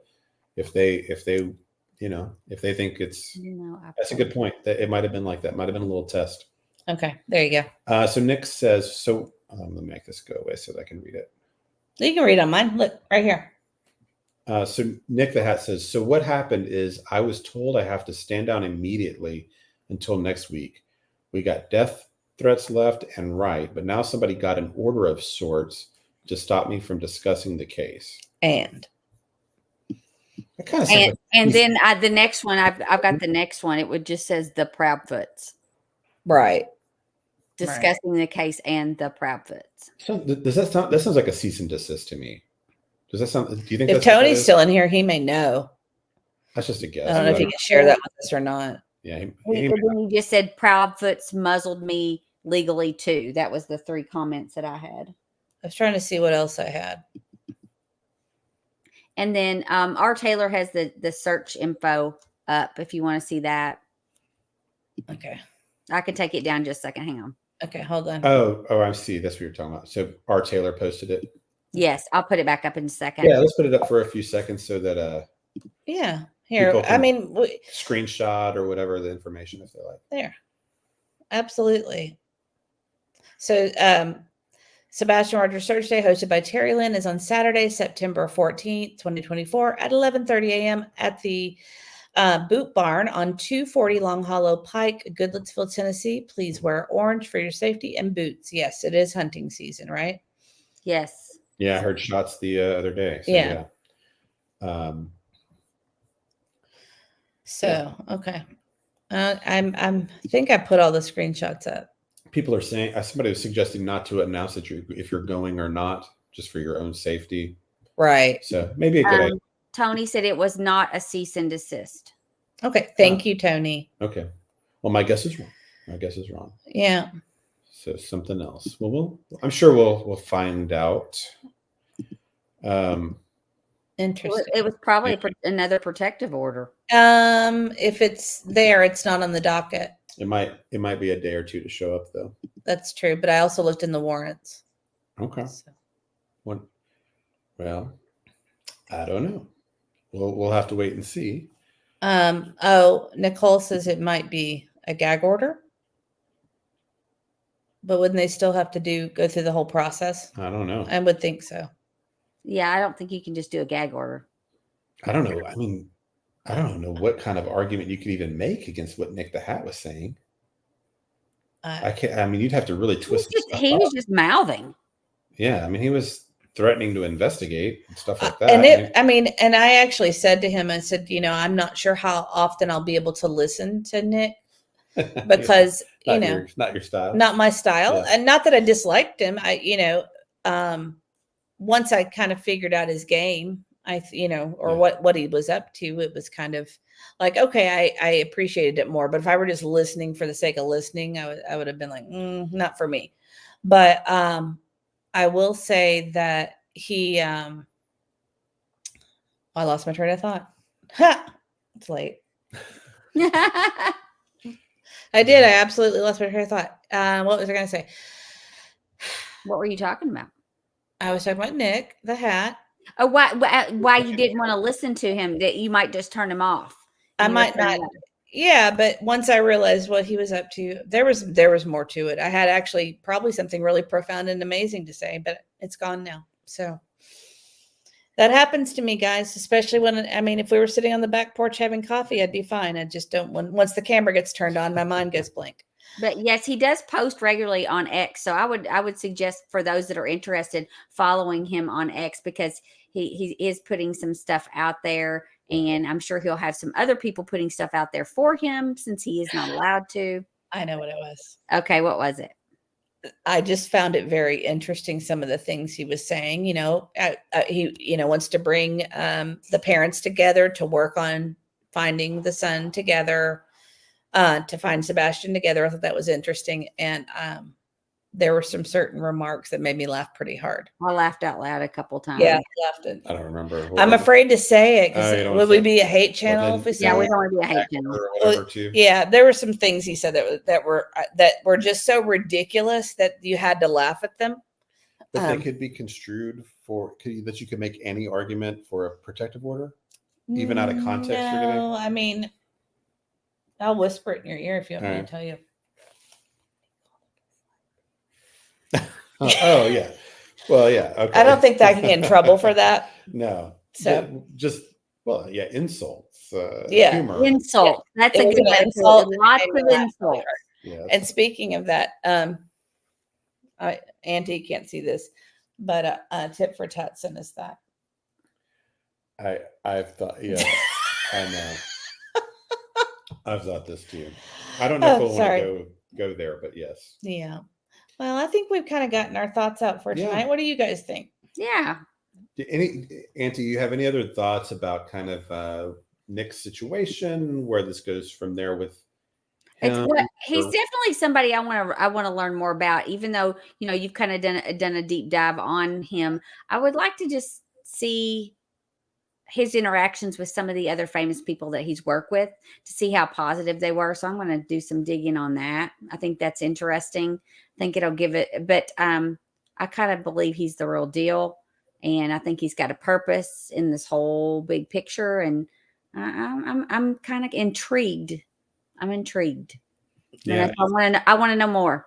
He's fascinating to me just because of the life experience he's had. I mean, it's not like he's been a one-trick pony. It's just the political, the celebrity, the journalism. Well, the National Enquirer. I mean, even that. I mean, I was like, oh, he worked for. There's so He's done a lot. I mean, he's done a lot. Guy. I mean, some under the table stuff. Looks like or whatever, or not under the table, but just if you're having to ask cops to borrow tasers because of parts of the neighborhood. I want to know more about that Cavalcante prisoner thing too, and what role he played in that. That's one that's been intriguing to me. So I want to check that out too. Yeah, and I didn't look at that at all because I knew it was so recent that I figured that folks might already know about it. So I was trying to look more. Okay. Lady Coonabilly said, you know what that story is? That's the girl who, I believe she had autism. That was the story that you wrote down, Aunt E. Yes, I wrote it down. Yes, I believe she had autism, left a note, said, I'll be back, and was gone for like 4 years and then came home. Alicia Navarro. I believe that was because we heard it on Crime Junkies. Uh-huh. And, where she went out like the back fence. Yes. The only clue was like a footprint near a chair or something. Well, and she left a note saying, I'll be back. Remember? Oh, she did. She did. Okay. She left a note. I do feel like this is a different situation. Like we've said before, the FBI doesn't put out $50,000 rewards for runaways. They just don't do it. Right. So we're looking at abducted or not. Yes, but I mean that was a wonderful thing that she came home, or that that was wonderful. That yeah, this happened. Those things do happen. I heard. Where was it? Up in the Pacific Northwest somewhere. Something happened like that a couple of years ago. I was reading about, and this girl just went in the police station, let them know she was okay, and I mean those things happen once in a while. Or what that YouTuber that was live streaming and caught the missing person in the background, and they were able to find that person. The guy with the schizophrenia, right? He was from Michigan. He was at a party in Florida or something. He'd been gone for months, and he was in the background at some like DJ's party or whatever. Right. That's crazy. Right. Unbelievable.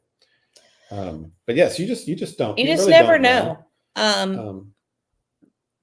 But we know what the FBI thinks. The FBI thinks he's either not alive or he's being held somewhere. Right. That's kind of what you were saying on the last one. You were saying that it's a negotiation, right? Yeah. It's just the start of a negotiation, and right. That reward is just the first offer. It was because it's just they're going what they do now. They've offered an olive branch or whatever you want to. Not an olive, right.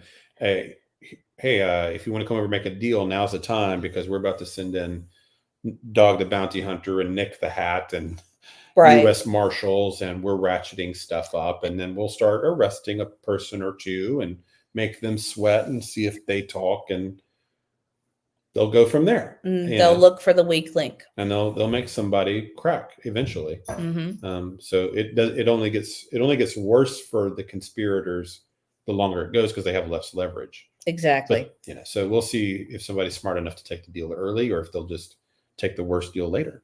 Yeah, it's kind of where we're at. Yeah. So I have a lot of good feelings about justice. I don't know if Sebastian or not, but I do feel that we'll have resolution. Rod says, listen to dispatch. You mean that right now, listen to dispatch, or listen to the old dispatch of when he went missing? I think Rod said, I heard the dispatch, who the Hendersonville cops that lives on. Oh, okay. Yeah. I don't know. Yeah. They have police officers. There are a couple of police officers in the neighborhood. Yeah. There's a lot of police in in Sumner County, just in general. Oh, okay. So Tony's telling us what happened. Tony I says heard that. 8 channels bombarded Nick's PO with a parole officer. Parole officer. He was asked to stand down until they could talk next Thursday. Wow. Oh, okay. I'm not surprised. No. Interesting. That's interesting. Again, I'm not sure they realize who they're messing with. I don't think they do. Yeah, you said like dark web stuff, right? That's scary. Oh, yes. Well, I just think No, that this is the kind of guy that makes lawmakers step down and retire. That's this guy's history. So if you've got skeletons, he's going to find them. I can't believe that there are YouTubers and hate channels out there that think that they have more power. I don't think they know who he is. I don't think they do either. They just think he's a YouTuber. I think that's what people think. I don't think people realize who he is. Because this actually was not easy to research. It took me a long time to really figure out his past. He was not an easy guy to nail down. It took me a little while. Real Me Too says, thank you for clearing that up. So many don't get it. Yeah, I guess I should have guessed, but that is underhanded too. What's the point and stuff like that? You know? Mm-hmm. I mean, I guess I know the point. I don't know, but I think they're messing with the wrong people now. That's interesting. Nick's lawyers asked them to step down. Nobody silenced Nick. Nick's lawyer said, let's get this straightened out. And before it gets bad. Yeah, so that he doesn't violate his sure, clear it with the parole officer first, and then you can go back. But still, there was an effort there to silence him by someone. Yeah. People have, let's not get down that train though, guys. It's probably best for us just to wrap it up. We kind of said what we thought, and so I think and Mrs. E's starting to get sleepy, and her mind is getting a little bit, harder to focus. And it's 5 till midnight my time. Yeah. So thank you so much for being here, everybody. We will not be back this weekend. We'll probably do another live sometime at the beginning of next week. That's right. I'm sure there will be a lot more to talk about. We'll probably have some more clarity on these I mean, every day crazy stuff seems to happen. So we'll see what transpires. Well, I want to say thank you to all of our members, all of our subscribers, and all of our moderators. And for those of you who are just joining us, we appreciate all of you. And we appreciate you coming and checking us out if it's your first time here. Also, I just want to go through the list real quick and thank all of the people who contributed to the show tonight to help us out. Sure. We had Opinionated, Mally Cat, Ginger Girl, Tiffany, Dreaming of Blue Skies and Sandy Beaches, Olivia B, Ginger Girl again, Olivia B again, Olivia B again, Lady Coonabilly, Lady Tit for Tat, Soul Water Revival, Sharon Marlowe. I guess I missed that one. I'm going to cry looking at all these. Hey Jude, Dreaming of Blue Skies and Sandy Beaches, Serenity 72, Lady Coonabilly again, Don S., who is the sweet husband of SS Butterfly Kisses, Tennessee Nurse, Lady Tit for Tat, Misty Fisher, Lady Tit for Tat again. And then, of course, we gifted 5 memberships, and Mr. Tony Mathis and Hey Jude. Thank you guys especially so much. We appreciate you joining us tonight. And we appreciate the shout outs. We call those like tips. Those are like little attaboys. That's our attaboys. We like what you're doing. Positive reinforcement. Yes, we appreciate you guys. And we are still trying to come up with a catchphrase for the end. I thought about stay true. But what was it you like? Case closed. The case is closed. I like seeking the truth one day at a time. Okay, well, maybe we'll do a vote. I like stay true. Okay, well, you can take us out with stay true. That's too short. Stay true. Do it. I pity the fool that doesn't stay true. I'm just kidding. Yeah. I don't know. I like to have still working on it. Huh? Stay true. I said I like to have a little bit more than just stay true. Well, considering my background and my knowledge in certain topics, I think mine's probably the best. And you know what it makes me think of is on one of the episodes of The Office when they were listening to the guy and he was putting in eat fresh after every part of his movie script. He'd say eat fresh. like for Subway. So I was like, stay true.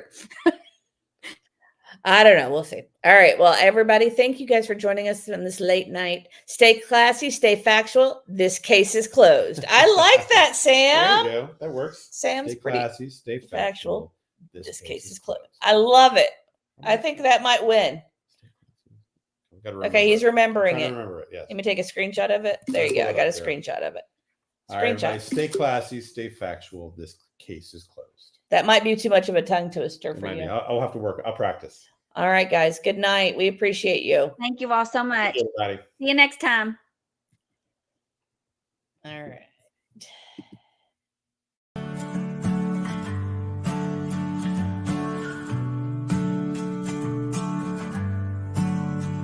We remember you. We remember you. Ooh. We're still here for you. We'll shine a light for you. We're holding